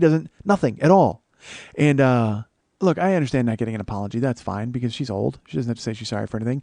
But now I'm fucked because I'm sitting there. I've got all my stuff at my feet, and I've got my shirt on, got my hat on, thankfully, and now I have a hand that smells like World War II. I mean, I fucking this just smells like old lady ass. And I mean, again, the only thing I can think of is that she hasn't been fucked in so long. She's got no feeling under there, and that's why she didn't know my hand was there. Because you figure she's 85. You do the math. She probably hasn't been banged since 1955. So I've got Elvis's Come From Sun Studios on my hand. That's who she is and who she was. So I stand up, and thank God it was after I had put my shirt and stuff on, because I might have just burned all of that stuff and left it behind, because I stood up, I grabbed all of my things with one hand, my left hand, tried to scoop my 2 bags of my laptop over my shoulder, and I held my hand at arm's length. Literally, as if, like if I was going brains or like Frankenstein with your hand out, that's what I did. I had, or a stop in the name of love, do that in front, stop in the name, and hold your hand up. That's how my hand is, my right hand. And I held it at distance because I didn't want it anywhere near me or my body or anything until I could get to a fucking bathroom. And I stood up and I just I looked like O.J. Simpson running and fucking stiff arming people throughout the airport, Hurt style. So I'm running looking for the bathroom, and then I get into the bathroom and I slam in and I jam my fucking hand under the sink and just let hot water steam all over it and soap and just fucking scrub the shit out of it, because my hand, it smelled like Milton Berle's cock. Oh Jesus, it was awful. And by the way, I didn't actually smell it. It may not have smelled like any of those things. I'm just assuming. I'm assuming it smelled like World War II and Milton Berle's cock, because I saw this woman, and if you'd have seen her too, you would have went, oh yeah, that woman smells like Milton Berle's cock. Please don't sit on me. So I get out of the bathroom and I head over to my goddamn gate. And like I said, I'm flying to Salt Lake City. There's only like 6 gates in the whole Burbank airport. It was pretty dead, but I get there. And there's 2 dudes who really kind of stand out from everybody else who were waiting for the plane. Everybody else, it looks like normal airport people, but these 2 dudes, they're dressed like they should be sitting in a duck blind. Like one of them had the red and black Hungry Man flannel shirt on with a fucking, like a big flappy hat with the brim turned up. And the other guy had just like a John Deere trucker, Caterpillar hat. And he had suspenders as well as a flannel shirt and jeans. And they're both wearing like those work boots. And then in my head, I'm like, well, of course, we're flying to fucking Salt Lake City. These idiots are from there. I don't know why I called them idiots, but then in a few minutes, I realized why. They're talking, and everybody else is sitting there with the earbuds on or reading or quiet. But they're having the loudest discussion back and forth, these two guys. Because, again, they probably have earplugs in as they wait for a duck to fly over so they can blast it. But they're virtually yelling at one another about guns. And they're talking about, all I hear is like a Browning and a Mossberg, and I just hear those nickel plated. I'm hearing all these terms, so I know it's about guns. And then he starts talking about the gun show, and they went to the gun show, and he bought this gun, he bought that gun, and the other guy's like, "Oh man, I like that gun, but I bought this gun." And then the other guy said, "Oh, I bought a .22 Magnum," which I didn't know a .22 Magnum existed. As far as I knew, there was a .357 Magnum and a .44 Magnum, and then everything else was for pussies. Because a .44 Magnum, that's Dirty Harry's gun, right? That's a .44 Magnum. So a .22 Magnum is half of that. So that's, what you bought? You bought Harry's gun. That's what you bought. You didn't even buy Dirty Harry's gun. You bought a .22 Magnum. Guess what, buddy? You've got Harry's gun. And that speech is completely different. But seeing this as a .22 Magnum and could really put a pinch in your shoulder. You got to ask yourself one question. Do I feel lucky? Well, do you, punk? Well, certainly I do, because you're holding a pussy gun. Absolutely. Take a shot, Harry. So he's talking about magnums and all this stuff. They're talking about guns, and it goes on for a good 5-10 minutes. They're going on and on about guns and shooting and all these different things. And I'm sitting there. I don't have my earbuds in yet because I'm trying to save battery life. And as they're talking, it dawns on me. I go, man, I am really, really glad those guys aren't wearing turbans. Because if they were wearing turbans, they would have been tackled by now, and literally they'd be in Gitbo with me bitching about Christini's, because there is no way anybody would let Muslims talk about guns that loudly in the airport. And to the point where it made me think, Muslims should start dressing like these guys. Muslims, terrorists should actually dress like these guys with suspenders and like flannel shirts, and just wear the goofy caterpillar hat with your turban underneath it. Nobody will know because it's a giant hat. And then just talk about guns. You'll be able to get on the plane and everybody will be fine, and then you'll take care of business. Because they were going on and on about guns and would not stop, to the point where I'm like, someone needs to complain to them about this. It was crazy. But then they finally stopped talking about guns, and then they started talking about fishing. And this guy was talking about they were in Hollywood, they were on vacation. And this guy, the guy with the caterpillar hat's just going, "Oh yeah, I'll tell you what, we had our hotel and we went for walking because they have paths and stuff like that. We found a stream." And the guy goes, "Okay," and he goes, "Yeah, up behind our hotel, you walk and it's got a path." And then we started walking through the woods and stuff, and then we found a stream there. And the guy goes, "Yeah," and he goes, "Yeah, there's trout in there." And the guy goes, "What?" And he goes, "There's trout in there. We saw it. We pulled a couple out." And he goes, "What do you mean?" He goes, "Yeah, we went and got our poles, and we went to the stream. We actually fished trout out of this stream that was in Hollywood behind our hotel." And they're talking, and I'm hearing it. I don't think it's true. Like, it couldn't have been true, right? He was bragging. It was like, then I thought they were like mythical guys out of a Paul Bunyan story who were trying to top one another with ridiculous stories, because there's no way you found a stream that had trout in it behind your hotel in Hollywood, and then you got your poles and you fished trout out? Seriously? Because look, if you think about that story, how tragic it is, think about it. Think how tragic it is from the trout's point of view. Because trouts aren't from here, right? Trouts are from fucking Wisconsin or even Minneapolis, wherever the hell they're from. I don't know. And these trout they've worked their way across the country. I don't know if they swam some, they hopped on train cars, they hitchhiked, they hid in the fucking compartments of planes, and they wound up in California. They fought their way through. These fish swam their way through a river of shit, through a country of shit. They actually swam through the drain pipe that's in Shawshank. If you watch the movie, you'll see Tim Robbins shimmy his way out, and a couple of trout right behind him like, "Freedom!" And they hop in and they swim, because they're just trying to find a place where they're not going to get bothered, where they're not going to get fished, where they're not going to get eaten. And they know that if they come to California, because it's the Golden Land, because we all eat sushi. We don't give a fuck about fishing and pulling fish out and making our own stuff. Nobody fucking survives here by eating their own catch. We all go to restaurants. They do that for us. So these trout are like, if we can just get to California, we can survive on our own wits. So they did. They hitchhiked their way across the country. They made it here finally. Then they made it to Hollywood, and they find a stream. Unbelievable. A freshwater stream behind a hotel in Hollywood that they know for sure no one is ever going to catch them there, because it's a stream in Hollywood. Nobody's ever going to find them. No one goes hiking into the paths. They finally go there, and they live, they dream, they breathe, and they know for goddamn sure that if they're in that stream and they see a worm, that's fucking lunch.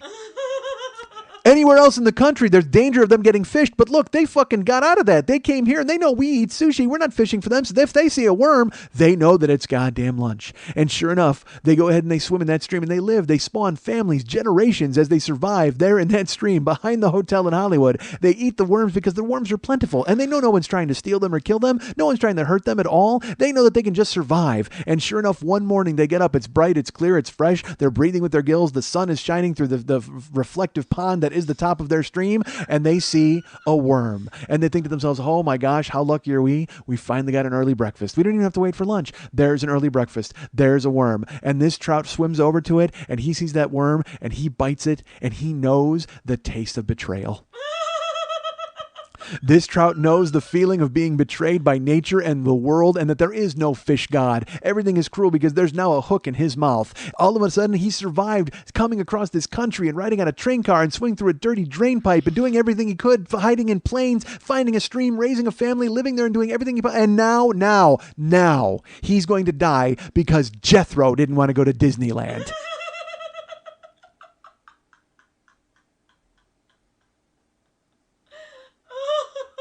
Fuck. So as mad as I was at that Christine, I was not nearly as mad as that trout.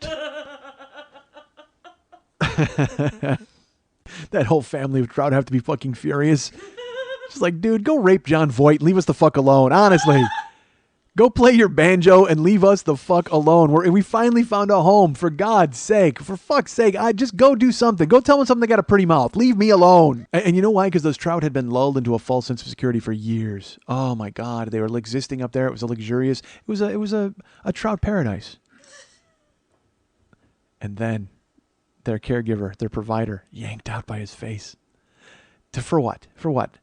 For some dipshit to just, put it on a plaque or hold it up? You can't fly it back to wherever you're from, you dummy. Maybe he mailed it. Maybe he mailed it back to Salt Lake. I don't fucking know. Maybe it was in his carry-on. All right. So, so they're having their talk, and I'm just like, fuck, I gotta get in this plane. So I get in the plane to go to Salt Lake, and I was in row 12D, and that was the back row, because it was a small ass plane. And there's only 2 seats on each side. So there's A, B, and then C and D. So I'm in 12D, right-hand side at the window, as you all know. And then I get into the plane, and I'm sitting there, and I'm waiting. There's nobody next to me. And I'm like, oh, my God, how great would it be if there was nobody next to me? How great would it be if there was nobody next to me? And then people are boarding the plane, and they're taking their seats, and they're not taking my seats, and I'm feeling very excited. And people are getting on the plane, and they're walking down the jetway or the galleyway or whatever the fuck you want to call it, the aisle. And I see people coming, and then... And it's funny because I'm a big dude, but I'm losing weight, which is good. So I don't inspire the horror that I used to in people when they would see me.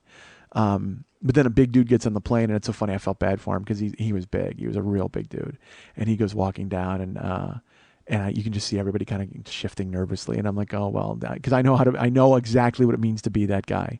So other people are walking, and he's walking down the aisleway, and he gets to 6A and B, and he looks at the number, and then he gets to 7A and B, and he looks at the number, and some people are walking down, and then they stop, and they go into the overhead, and they put their stuff, and he pauses. He's very polite, even for a big guy, and he gets to 8A and B, and then he gets to 10A and B, and it dawns on me, there's only one empty seat back here. And sure enough, he walks up, and he looks, and he goes, hey, I'm with you. And he's a giant. I mean, he's just this big, heavy dude. He's bigger than me, okay? And so now my comeuppance has arrived. All the years of inconveniencing others have now come home to roost on my hand like an old lady. So I'm back in 12D, and he's in 12C. And he's like, hey, I'm in there. And I go, oh, that's fine. And he comes and he puts his stuff in the overhead, and he sits down. And I did my trick where I had the armrest up. I told you, I never put the armrest down. It's incumbent upon the other person to do so if they want to do that.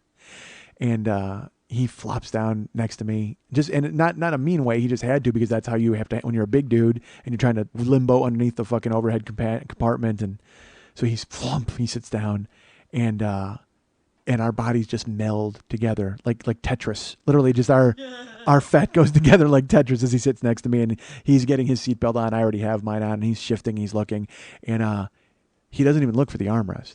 which makes me happy. I'm like, good. I'm glad. So I say what I usually say to everybody. I say it standard, and I look at him and I go, hey, I'm kind of a giant. I know this is a drag. I'm a big dude, and so I will fly small. I will do my best to make sure this isn't a big deal for you.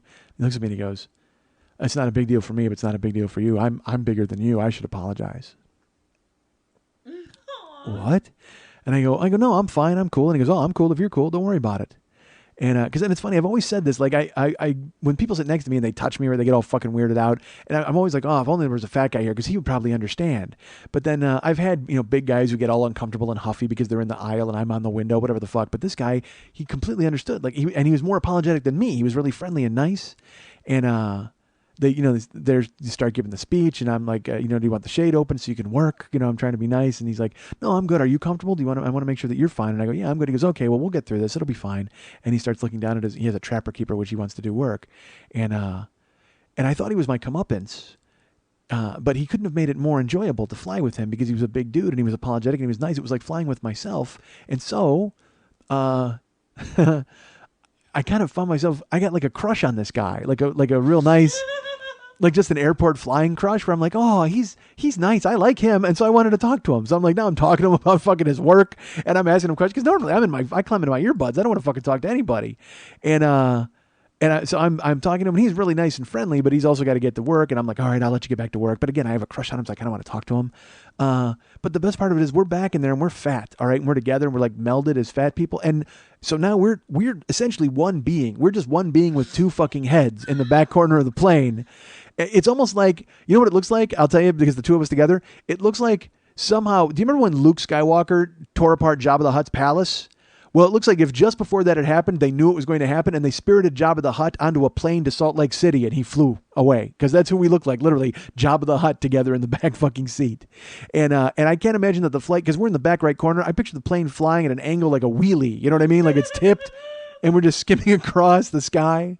But it doesn't matter, because I love this guy, and I'm friendly. And now, because he's with me and he's cool, and I'm feeling okay. I don't feel so self-conscious about it. Now we're like emboldened. Like we run the whole plane. Like we're these fat gangsters, like from Casablanca. You know what I mean? We're like, hey, waitress, more fucking food right back here. Hey, we're calling the shots. We're running the whole goddamn plane. I loved it. I was excited. I'm like, hey, we'll kick some apple juice and fucking everything else back here, which is great. It was I will tell you this: the whole time he's sitting next to me, I'm sitting next to him, and he didn't put the armrest down. Which, because I mean, honestly, it wouldn't have made any fucking sense at that point. It would have been literally putting a butter knife through butter, just through both of our fucking combined fats. But we sat there, and the only thing I actually found myself wishing that there had been a middle seat. And he had been in the aisle, and I had been by the window. Because then we could have both used our friendly fat for, like, evil, like to team up on some guy in the middle seat. Oh, my God, how glorious would that have been if, like, there's the two of us are fat, and then a guy would have sat in the middle seat. He would have been horrified just to see the look on his... It would have been worth it just to see the look on his fucking face as he marched down to see the two of us, and he's like, I got to sit... Oh, no, really? And then he would have just squashed between us, and he would have never seen him. Like, the rest of the flight, all you would have seen is, like, the two of us being fat, and then just his head lurking between us, just floating. It would have been like, you know what? We would have looked like the Knights Who Say Knee from Monty Python. Just one body and three floating disembodied heads right there in the back corner of the goddamn plane. Oh, it would have been glorious. But the flight was great to Salt Lake City. Anyway, it was like, it was only an hour and a half, so I only had my crush for an hour and a half. And we get to Salt Lake City, and get this, the plane opens, and I went to sleep. Eventually, I left him alone, and I went to sleep. So the plane landed, and I was I had that weird airport sleep groggy, and I still have my earbuds on. I'm not listening to any announcements. And I just automatically, people are getting off the plane, and I just grab my stuff. I file off, we off the plane, and I walk into the airport, and I'm supposed to be in Salt Lake City. And I get off the gangway, and the first thing I see when I leave, there's 3 black guys. Not employees, 3 black guys in the airport. And immediately I went, oh, fuck, this isn't Salt Lake City. There's no black guys in Utah. What the fuck are those 3 guys doing here? Did I get off on the wrong city? Where the fuck did I fly to? Did I fall asleep and fly through a time warp to somewhere? But then it dawned on me, I'm like, oh, wait a minute, it's Salt Lake City, and it's 3 black guys at the airport. That makes sense. They're making them leave. I'm sure if I would have looked just out the window, there would have been a bunch of villagers with torches as they made sure they got on the next plane out of town. But no, it was fine. Everything was good. Salt Lake City was nice. The airport was nice. And then there was the flight there. Then the next flight to Minnesota was uneventful. I crashed. I just slept because I hadn't gone to bed. So I was trying to sleep. And it's so funny. Normally I have a story about the town I go to and I bitch about it or whatever and all these things. And I have nothing for you about Minneapolis because there's nothing to bitch about at all. Normally I talk about the rental car I got stuck with, and then the hotel, and all these different things. And dudes, I showed up in Minneapolis. It was almost as if they wanted me to move there. I rented a full-size car via Alamo, and when I walked outside, there was no line. I landed in the airport. I walk out to go get the car, and the guy goes, "Oh, you know what? We're super slow. Go in this aisle. Anything there?" And it was the executive aisle, and there was like a huge Chevy like Silverado truck and like all these big fucking. So I took an SUV. I just grabbed like a tiny one, like a Mazda CR-7, and nobody said anything. They were like, "Yeah, go ahead." So I took that. And I drove, no traffic at all. I drove to my hotel, and I was in I went on Priceline. I did this all on Priceline, and I got an amazing hotel. Like, I've gotten DoubleTrees, and I've gotten good hotels before, but I got it at an unbelievable price, like half what I paid in any other city, really. Well, not any other city, but even, all right, even less than Portland, like even less than Seattle. I wound up paying, what I paid for 2 nights, and it was a hotel called the Aloft, ALOFT. And I'm like, when I saw the name, I'm like, oh no, because they accepted my bid. But then when I read it, I went to the website. It's a W hotel. And, I was $60 a night I got it for. And then I showed up, I pulled up, I checked in, fucking pool table in the lobby, like funky bar. And it was really like that thing catering to young people. It was nice. I got to my room in the elevator. You know what they had on the elevator? They had a liquid floor in the elevator. Like, it was a plastic floor, but when you stepped on it, it squished. It was like blue and it made designs. So I'm like sitting there, playing hopscotch in the fucking elevator, like the Thriller video or something. It's lighting up as every time I step. And this guy walked in, and I looked at him, and then I just kept back. I stopped in again on the fucking panels. He just didn't say anything. I got to my room, fucking 2 queen beds, 45-inch plasma screen mounted on the wall, amazing cable. It was the best. It was so fucking great. And it was freezing. It was like 30 degrees when I got there, which is freezing for me these days, folks. So I just cranked my room up to 81, just fucking turned that up. And then they gave away Bliss spa products. That's what they had for you to wash with. They had it on tap in the fucking shower, and a shower head that was 7 feet in the air, so I didn't have to fucking bend over to get my hair wet. God damn it. It was fucking fantastic. And I would have stayed. Like, regardless of the show, I'm like, I just want to stay here forever. It was so good. And then I was going to go eat, and I didn't know what I was going to go eat. And I also, look, you know me, folks, I look for vice. I look for whatever to try to fill the hole that's in my soul. So I'm like, well, I'll eat tonight, but I wanted to watch the World Series. So I actually got to my room at 7, right when the World Series was about to start. So I started unpacking, and I turned on the heat, and I'm in my room, and I get my computer all set up, and the game starts. And it turns out to be the most unbelievable baseball game I've ever seen in my life. It goes 4.5 hours. It's just fucking relentless. And 5 hours almost, I think. And I don't even leave my room because it's warm. I was going to go eat, and I'm like, then I'm going to order food. I'm like, well, no, just watch the game. The game will be over soon. And they just go extra innings. And finally the game ends, and it's like 12:15. And I'm like, oh shit, I didn't eat. And they had a restaurant downstairs that closed at midnight. So I got dressed, and I'm like, well, fuck, you know what? Why don't I go drive around Minneapolis and see what the fuck's out there? See what trouble I can get myself into. So I walked downstairs, and I was hungry. And I should tell you this also, like I said, pool table and all that. They had some places have a gift shop, and you can go get a bottle of water or whatever. Dude, they had like a convenience store right by the front desk. They called it Refuel. And it had sandwiches and salads and every fucking drink and like Snickers bars and ice cream and bananas and coffee and sandwich. Microwave with soup. It was literally like walking into an AM/PM, but it was fun because it was there wasn't a grubby clerk and there was nobody else coming in and shopping, and you could just charge shit to the room. So I walked in, I looked at the food there. I'm like, just go. Fuck it, dude. Go outside. Go get lost. So I asked the guy, is there anything with driving distance? And he goes, yeah, there's stuff with driving distance. He goes, but there's a pizza place that's open till 1. It's right up the street. And it was 12:30. And I go, really? Till 1? And he goes, yeah. He goes, you can actually have them deliver, or you can actually go pick something up. I said, He goes, it's called Scarpino's. It's right up. I said, all right. I go, well, I might go driving anyway. And he goes, okay.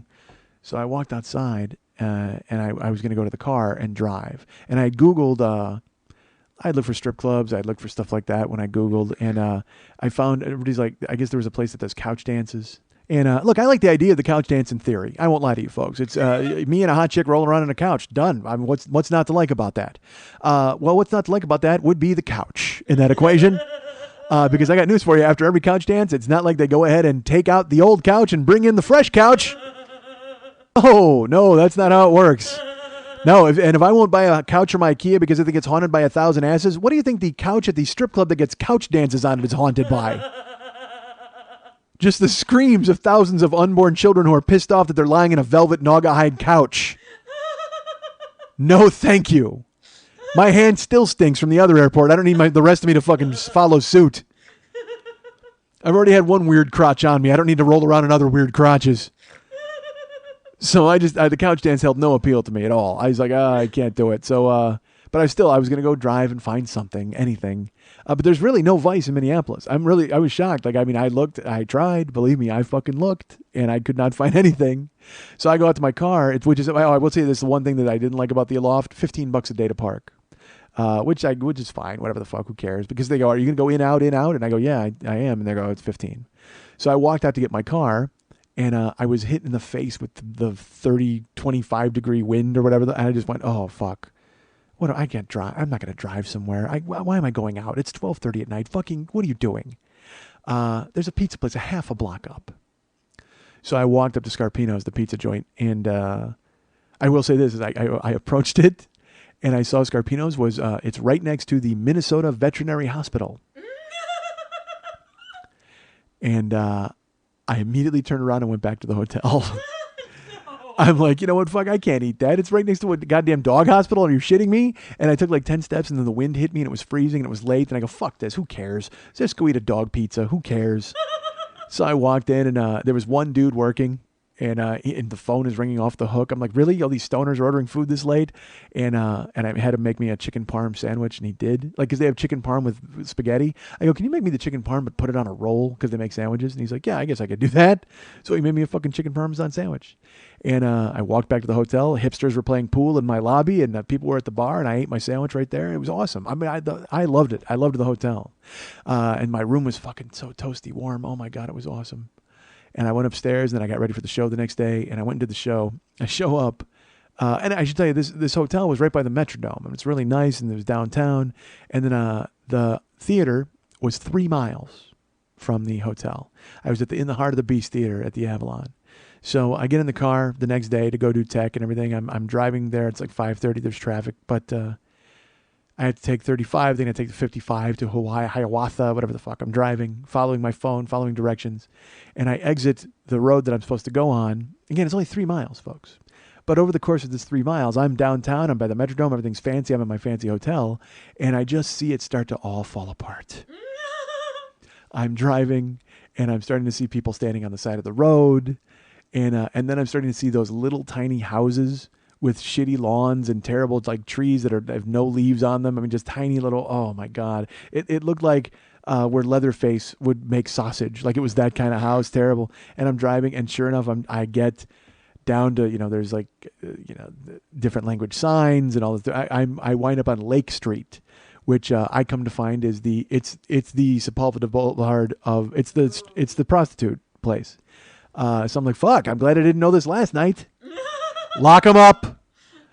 So I lock the door and I pull up, and as I'm driving down the street, I see the fucking marquee of the theater. It just says comedian Mike Schmidt, 8:00 p.m. And I'm like, dude, that is awesome.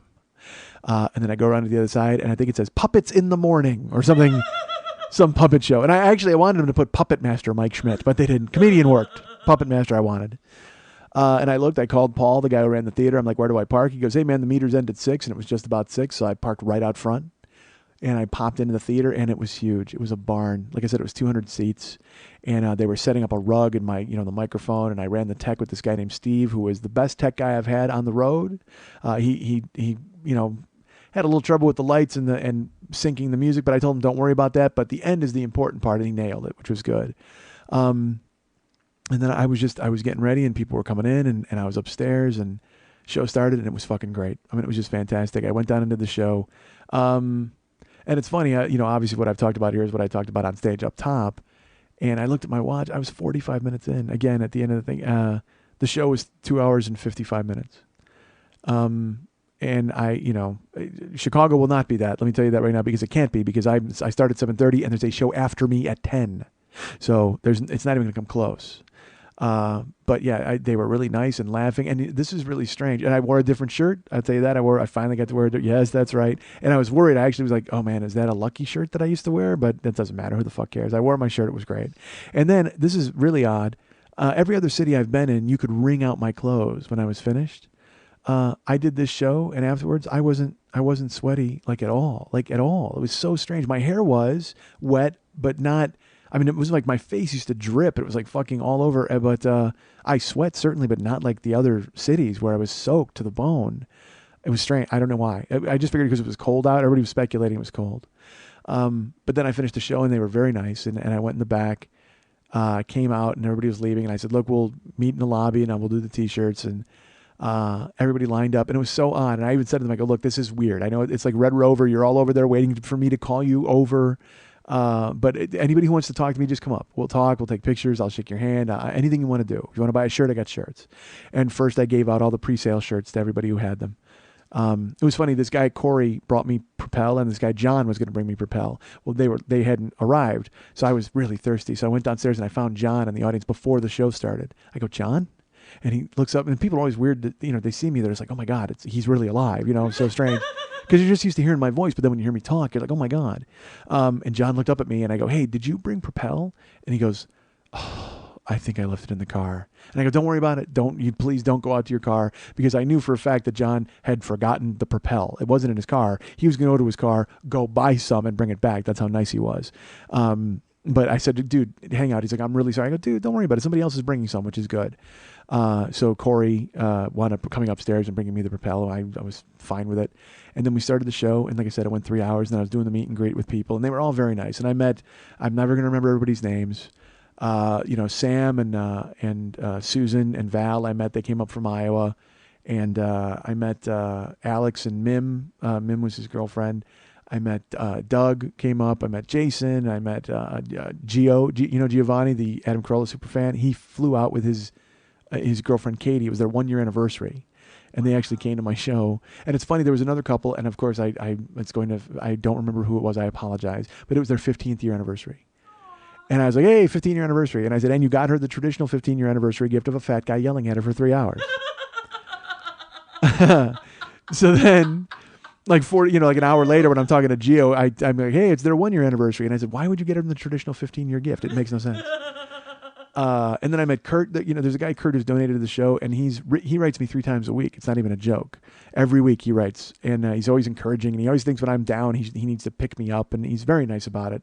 And he came, and he looked nothing like I thought. He's like a good-looking older guy with like gray, distinguished hair. I thought he was going to have like a bushy mustache, and no. And then it was funny. He had a friend who looked exactly like I thought he would look. So strange. So then they're taking pictures. I'm meeting people, shaking hands. And everybody's very nice. They bought shirts, and they, were nice to approach. And of course, there were wives or girlfriends who had no fucking clue who I was, and they said all the right things that they seemed to enjoy it, and that was good. I appreciate their lying or whatever they did. That was fine.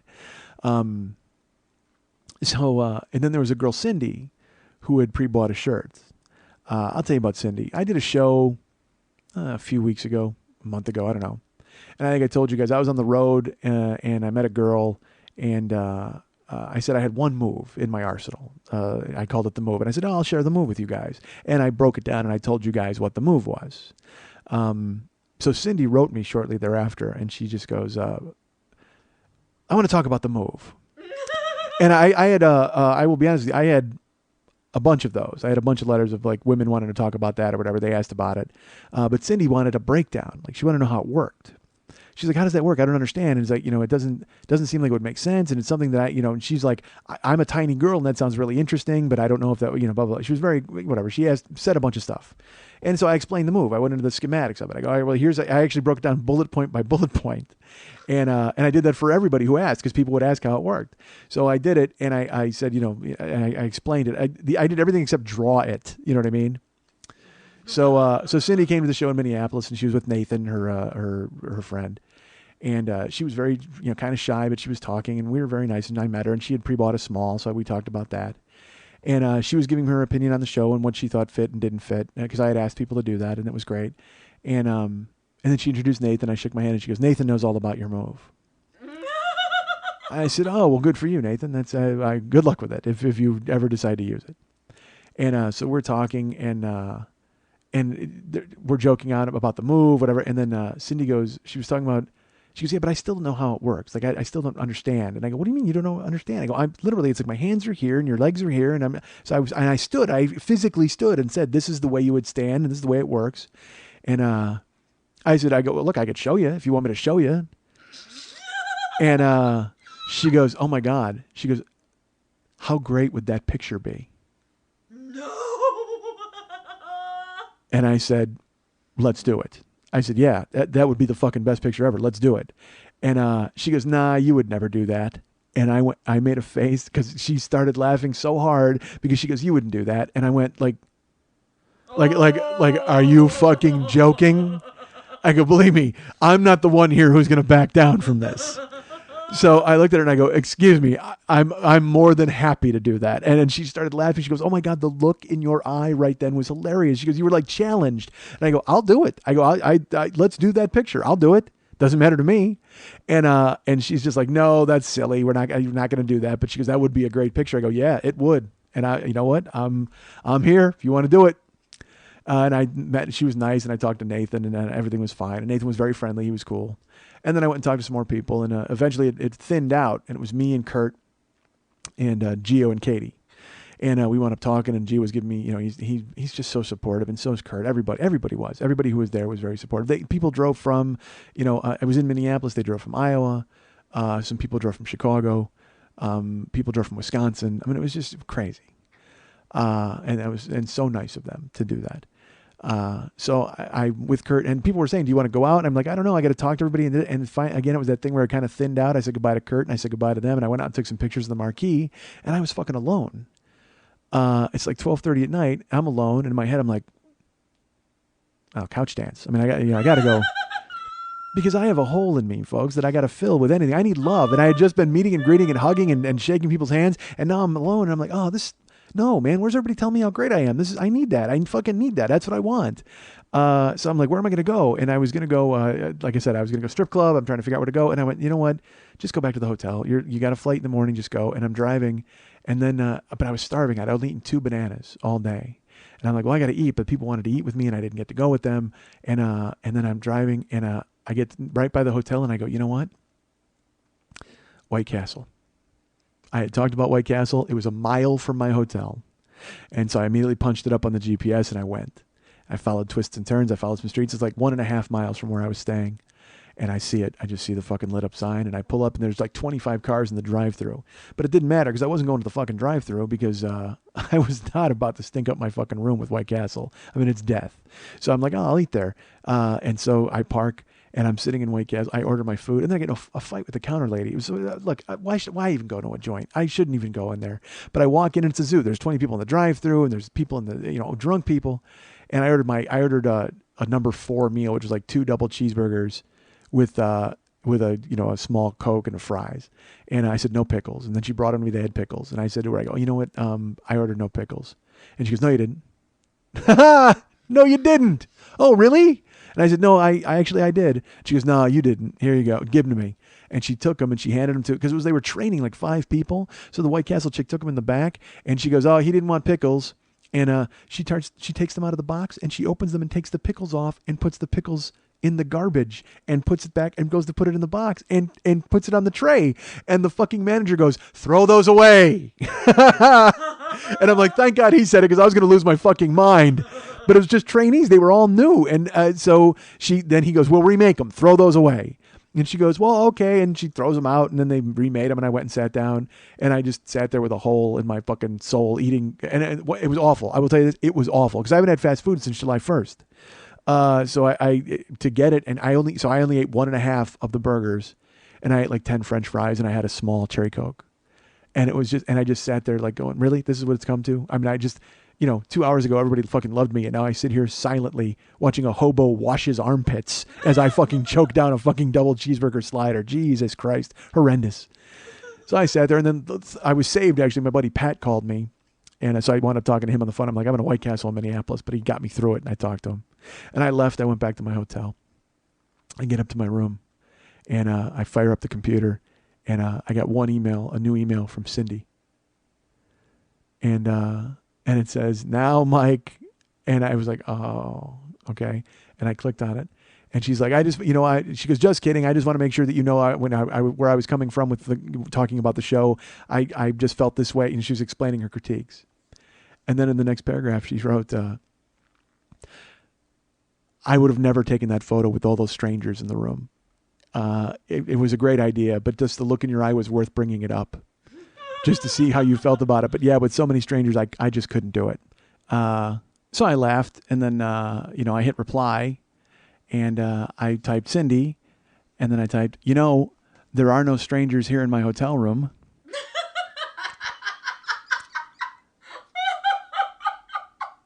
MikeSchmidtComedy.com. And I laughed, and I went to hit send, and in my head I went, sarcasm doesn't exactly play in print. You do realize that, remember?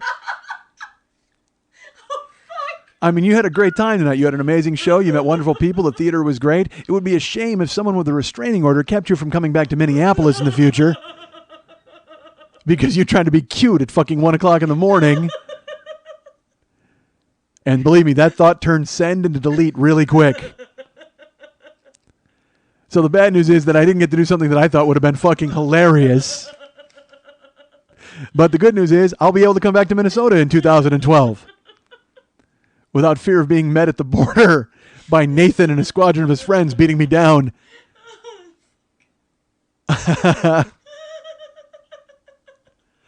You guys can get me at MikeandMikeSchmidtComedy.com. You guys can follow me on Twitter at twitter.com/the40yearoldboy. You can be my friend at facebook.com/the40yearoldboy. You can follow our friend Lily Von Stupp, who's the producer, at twitter.com/Lily Von Stupp and twitter.com/MNTs. You can be her friend at facebook.com/the40yearoldboy. No, that's incorrect. You can be her friend at facebook.com/Lily Von Stupp. And don't forget to be David Hernandez's friend, who does all the artwork for the show. You can get him through my Facebook page. And if you want to write Lily a personal note and find out if her leg is still asleep, it's been asleep for like an hour, you can write her at Lily at burlesque411.com. That's Lily, Lili, at burlesque411.com. Zazzle.com/40yearold boy. Please buy all his stuff. Want to remind you folks about the Monday Night Teas every Monday night on Santa Monica and Vine at the 3 clubs. 10 o'clock p.m. on Monday night. That's when the show is. And this particular Halloween show, I guess, was a big smash hit. Let's ask the producer. Let's ask the producer, Lily Von Stupp. Hey, Lily. Hi. Hi. How was the Halloween show? It was spectacular. Yeah. A lot of people? Yes, very much. The club was packed. The band was great. The performers were awesome. The costumes were amazing. Had a costume contest, I understand. Who won? Giant squid. What did he dress as? It was a hot chick in a big pink squid outfit that was PVC. It was awesome. Nice. And you were dancing. Yes. And are those photos going to be available on your webpage on Facebook? I don't know because I'm in pasties and I generally don't post pasty photos. Ah, I see. So I don't know. All right. Well, if soon, just check. If you want to be her friend, go to facebook.com/Lily Von Stupp, and eventually there may be some pictures from that show up. Who knows? There'll probably be one of me in my costume, but I don't know if there'll be one of me covered in blood. Oh, okay. All right. Well, there's other photos of you covered in blood on there, right? Yeah, but I'm 98% naked in that photo. Yeah, good. All right. That's what people want to see. Hear, hear. So, folks, it's my screensaver. I'm not going to lie to you. It's my screensaver. So Lily Von Stupp. So yeah, it's the 3 clubs on Santa Monica and Vine, 10 o'clock p.m. every Monday night. And what's coming up this week? Is it a theme show? It is not. Theme-tober is over. Theme-tober is over. We now move to November. Yes. So, and Theme-vember did not fit. No. So who's on the show this week? I am hosting, and I'm very excited because we have a lot of debuts. One of them is Joy Buzzer. She's a friend of mine that took my classes, and she is actually going to be dancing to a Ren and Stimpy song, and I'm just really excited about it. She's Awesome. adorable. All right, so Joy Buzzer will be dancing, and then a bunch of other people with their debuts, and it should be a fantastic It's show. going to be a great show. Yeah. So if you want to get tickets, you can go to Brown Paper Tickets, right? Just go to MondayNightTees.com. Go to MondayNightTees.com for all the information that you would need. And if you go there, don't call Lily and start asking a bunch of questions that are answered on MondayNightTees.com because she will be very angry at you. We were sitting here and the phone rang and some dude had a bunch of questions. She hangs up. She's like, if he got my number, he got it off MondayNightTees.com, and all of the information is answered right there on the website. Why would you call me? And I sheepishly looked down and I said, I don't know, ma'am. Because she's very scary when she gets that way. So remember, you can go to MondayNightTees.com and get all that information. That's great. Or follow at Twitter.com/MNTees for also more information. Go to Facebook.com/The40-Year-Old-Boy to be my friend and find out all about the towns who want to bring me to their town to do stand-up and do the one-man show that I did in Minneapolis that I just told you about. That was a huge success. There's the Bring Mike Schmidt to Toronto page, Bring Mike Schmidt to Detroit page. Those are active. Bring Mike Schmidt to Tahoe. That page still exists. And also there's the pages that are associated with Kickstarter. You can go and to bring me to Washington, D.C., to bring me to Philadelphia. Oh, no, I went to Philadelphia. To bring me to Washington, D.C., to bring me to Boston, to bring me to Cleveland, and to bring me to Atlanta. If you go to tinyurl.com/kickmike, you can go ahead and contribute, get a reward, and get me well on my way to booking theaters and coming out to the East Coast and doing shows for people out there. That would be great. I would love to do it. I want to come out East. And on Facebook.com/The40-Year-Old-Boy, you can join those pages and become part of the movement. I don't think there's a movement, but you can still join those pages. And join any pages for the people who want me to bring them there. I will be in Milwaukee. I can tell you that. Remember, I will be in Milwaukee at the Carte Blanche Studios. That's Black Friday, November 25th, the day after Thanksgiving. Should be a lot of fun. I'm excited to go see a bunch of the people out there. We're still deciding on the T-shirt design for that. And I should tell you this, by the way, really quick. I have, why are you making a squishy face? What's going on? You okay? Yeah. You back? Yeah. All right, you want me to crack it? No. All right, just checking. There is I have Minneapolis T-shirts left. I should tell you that, folks. As I mentioned, the Milwaukee shirt, which is still in play and getting made. But right now, I have Minneapolis T-shirts left. I've got, I think I got 3 XLs, 3 Ls, 2 medium, and a 2X available. You can, a $25 donation on the website, MikeSchmidtComedy.com. We'll bring that to you, and then I'll ship it. Make sure you send me a follow-up email with your shipping address. But yeah, so, and I feel ridiculous asking for, I'm trying to get you to buy tickets for Milwaukee, which that show's coming up at the end of November. We want to do that again, Carte Blanche Studios. I want you to buy tickets to Chicago. Folks, I am in Chicago in 3 days. I leave tomorrow morning on a plane, which is Wednesday. Oh, actually, well, I leave, you're hearing this Thursday. I left yesterday. I'm in Chicago when you hear this. So there's a show this Friday night at Stage 773 on Belmont in Wrigleyville. Come on out to the show. Tickets are available online for one more day. If you're hearing this on Thursday, they are available until Friday morning. And after that, there will be walk-up sales. But I would prefer if you went ahead and bought them online. That would be great. I would really be happy about that. And the show is at 7:30 this week. Sometimes it's an 8 o'clock start. And I will tell you this, the show is at 7:30, and there's a show after me in the theater at 10 o'clock. So I have to stop talking at some point, apparently, which I'll be able to do, I'm pretty sure. But come on out at the show at the Stage 773 in Chicago this weekend. The show is on Belmont Friday, November 4th. Shows at 7:30 p.m. Tickets are available for Chicago and for Milwaukee at brownpapertickets.com. If you search Mike Schmidt or search The 40-Year-Old Boy, you'll be able to find those. That's great. I'd appreciate it very much. And like I said, I have Minneapolis T-shirts. You can go to the website, MikeSchmidtComedy.com, and on the Joe Business page, there's the download sets, which you can purchase, year 1, year 2, and year 3, or the Lord of the Schmidt set, which is all 3 of them together. You can go to the Zazzle store and get mugs and mouse pads, and you can go to tweakedaudio.com/40 and get autoerotic asphyxiation earbuds and cock ring watches. So go ahead and pick those up from them. That would be great. And you can make a donation to the site. On the upper left-hand corner, there's a little Schmitty with his pocket out. You can donate to the show. If you donate $25 and you want a Minneapolis shirt, send me a follow-up email telling me what size you want and your shipping address, and I will get that out to you post-haste. Anybody who pre-ordered a Minneapolis shirt, I will be sending them when I get back from Chicago. It was a short week for me, and I apologize, but I do have the Minneapolis shirts to send to you. And Chicago, I will have shirts on sale when I get there. I would love it if you guys bought some shirts. And anybody who pre-ordered a Chicago shirt, I will be bringing them home with me, and then I will be sending them out as well. So all those shirts will be mailed next week. And by the way, if you make a donation to the show, like I said, if you make a $25 donation, tell me you want a Minneapolis shirt, and we'll figure out the sizes and all that stuff, and make sure you give me your shipping address. But if you make a donation to the show through the website, MikeSchmidtComedy.com in the upper left-hand corner. I don't know if I mentioned this or not. I'm confusing myself. But there's a little Schmitty in the corner, and you can donate to the show, and then I will say your name on this show. And I will do it just like I do with these people right here, like Derek L. Derek L made a donation, and then we have a second donation here from Derek L. He made back-to-back donations. Here's the story of Derek L. Here's the ballad of Derek L. I had a little contest. I was being silly one morning on Facebook, and I said, whoever answers this can get a download set, a free, it might have been a Lord of the Schmidt even. I don't know. It was just a download set. And he immediately answered. And I said, all right, well, I need your shipping, your email, your real email, not your Facebook, to give me and he wrote me back. He's like, are you serious? You're really going to send that to me? And I go, yeah, you won. And he immediately made 2 donations to the show. and donated more than he needed to if he were even buying the product. So I can't thank Derek L enough. That was nice. I hope he enjoyed the download set. And then also our friend David Cook from the Jagerbomb cast. David Cook, that's right. He donated and bought a New York shirt. Yeah, and by the way, if you haven't heard the Jagerbomb cast, go ahead and check it out. It's our friend David Cook and his friend Lady Bucks. They're there doing interesting and fun things in the middle of the Dust Bowl. So I'm going to listen to them. David's very nice, a good guy. He actually saw me in Austin, came down and saw me in Austin. And so that's Derek L, David Cook, and also Carl Cole. That's right. I say Carl Cole's full name because he said, please use my full name as you can do. Otherwise, I'll use your initial like a Derek L. I'll just use your paltry last initial. I don't know if it's paltry. That's mean to Derek L. And by the way, Tom Paltry also donated to the show. I should mention that. That's the worst laugh ever. Carl Cole told me, use my full name. And I said, okay. And this is actually Carl Cole's 4th donation. So Carl Cole, thank you so much for your 4th donation to the show. We appreciate it. And like I said, if you want to donate, go to MikeSchmidtComedy.com on the Joe Business page or any page, upper left-hand corner. There's a little Mike Schmidt, little Schmitty, and click on him. And I'm repeating myself now. That's what I'm doing. Hold on, I had to move my head and grab something. Hey, I want to remind you folks that I'm on Comedy Film Nerds podcast this week. That's Graham Elwood and Chris Mancini. That's their podcast. They had me on, and it was fun. I really enjoyed it. We talked, had a good time. I believe it's up now because I think it's going up even before mine. So I think it's up. Oh, very cousin it. Lily's putting all her hair in front of her face. She's bored out of her fucking skull. She can't believe I've been here forever. You're tired. I'm tired. We're all tired. You're lucky. I'm lucky. She's lucky. We're all lucky. That horse named Bannister is lucky.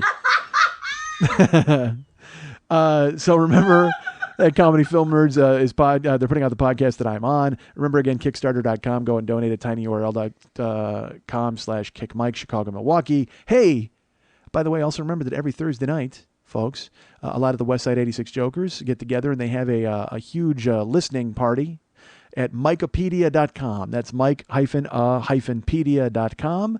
And you can go ahead and listen to the show live and chat with people who are like-minded and enjoy the show. And there's always people there. It's fun. I went last week and our friend Kilt Bill was there.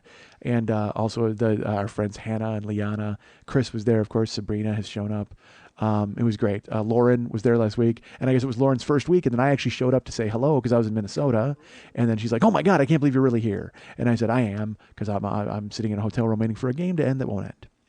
But it was nice. So if you want to go check that out, go to Mikeopedia.com. It starts at 7 o'clock p.m. Pacific, 9 o'clock Central, 10 o'clock New York time, and then the rest of the world can figure it out on their own. And now I'm off to pack. I got to catch a flight, folks. I'm excited. And then I'm going to go to work. I'm going to play Zombie Apocalypse at work. I like doing that. I have to go walk the perimeter at Graveyardville. And when I do that, I have to go around the back of the building where it's like all wooded area. And there's a stream with trout. But it's a wooded area, and there's some of the lights are out, so I pretend that there's zombies shuffling about, and I'll listen if you hear anything move. And I've actually scared myself because I'll hear something moving amidst the grasses and the trees, and I'm like, what? And I pin myself up against the wall, and I look, even though I shouldn't pin myself against the wall, but I do because it's fun. I'm playing Zombie Apocalypse, folks. And because I watch Walking Dead, and Walking Dead is back on now, which I love. But I will be honest with you, I don't love it. I like Walking Dead. Someone, a listener, sent me the book, and I unfortunately, it was 2 years ago. I don't know who it was. I apologize. But a very cool listener, it might have been Ian? I don't remember. Someone sent me the book, and that was very nice of them. And I read the book, and I loved it. And then the TV show took some liberties with the book, but that was okay. But I still liked it because it's a show about zombies, and it was really cool. But now this year is the second season, and it started. And first of all, apparently the guys who write it have been watching a lot of Lost. Because there's a lot of these, there's flashbacks, and then there's stuff happening where there's this dramatic swell of music with nobody talking underneath it, and it's very Lost to me. And I liked Lost, but I want to see a zombie show. I want to see a different type of zombie show. But what the fuck are you doing? You're so ridiculous. She keeps making faces, waiting for me. You know what? It's like there's a great scene. There's a movie called Midnight Run that I love, and there's a great scene in Midnight Run where there's two henchmen, and they're calling Dennis Farina on a payphone, and he's fucking scalding them with anger. He's so mad at the two of them. Well, the guy on the payphone is taking the brunt of his boss yelling at him. The other guy is kicking and punching the guy on the payphone, like trying to distract him. And he's just like, "What are you doing, asshole? I'm talking to the boss." And he can't say that, though, because he's listening to the boss. He's making a mean face, and the guy just keeps poking him. Well, I'm talking to you guys, and Lily keeps taking her hair and like making mustaches and then wrapping it around her head like an Indian headband and like sucking her finger. It's like crazy. And if you want me to get out of here, stop. I'll get out of here. You and your newfound bangs? All right. So what the fuck was I talking about before Kochi started wrapping her head up in her own hair? And Lost, and the TV show. dude, so I watch Walking Dead, and I look at zombies. I like zombies. But now, on the show, they're dealing with all this Jesus stuff. Like the first show, they started like they were praying to God, and then they found a church, and they went in it, and there were zombies in the church, and then the guy had a conversation with Jesus on the cross, and he's like, I need some help here, Lord, and all this. And I'm just like, dude, there's no help coming from God. There's no hope coming at all. Because look around. You just killed 4 zombies in this church. What the fuck are you doing having a chance? Because you know what? Unless, and I think the producers, unless they're going to bring back the original zombie, Jesus, enough of the Jesus talk, for Christ's sake. The only time I want to hear them mention Jesus on that show is like, oh my Lord, it's the zombie Jesus. Come to eat my brain. Because honestly, we watched the fucking show and these guys were talking about the Lord last night. Even else, a guy was praying and they're like, you pray a lot? And I'm like, no, why would you pray? The dead have risen from the earth. Clearly, I can't stress enough, your Lord has forsaken you.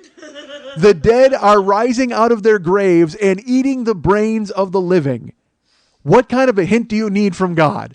Believe me, that's a lot stronger than a hurricane. All right, a lot of people say God sent a hurricane to wipe out gays. I got news for you, Pat Robertson. The day the dead rise from their graves and start feasting on the living, you have all been forsaken. That's a serious, serious sign from your God that things are finished. You don't need to have a fucking chat with him. He does not want to talk to you. It's pretty obvious. He sent some guys to do his dirty work, okay? If you want to meet him, stick around. 4 dudes are going to eat you, and eventually you'll be in front of him, and he'll go, hey, why the fuck are you talking to me the whole time instead of fighting the zombies? Because I got no...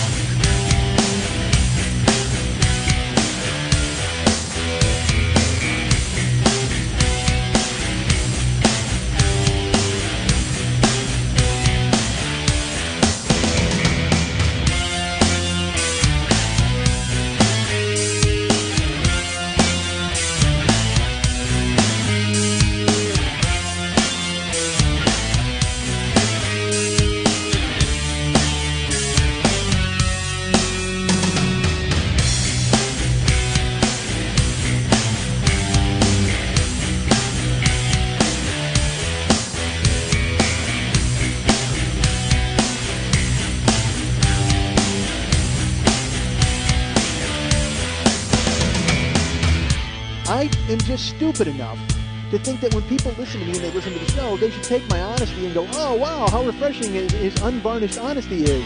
And the fact that he's willing to have a scorched earth policy and have no friends or no fucking future is so refreshing and great. But then they'll say to me, hey, do you need somebody rigged for the steak?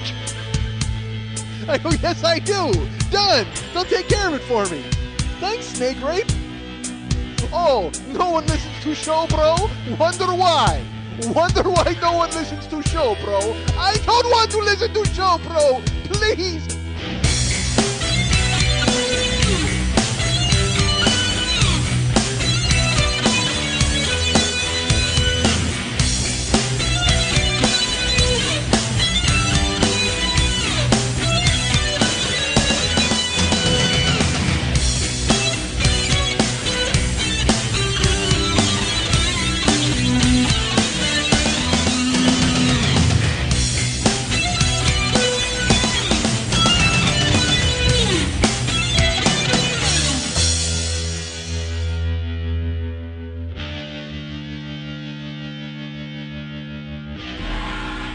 Snake Rape, do it, do it, do it, do it, do it.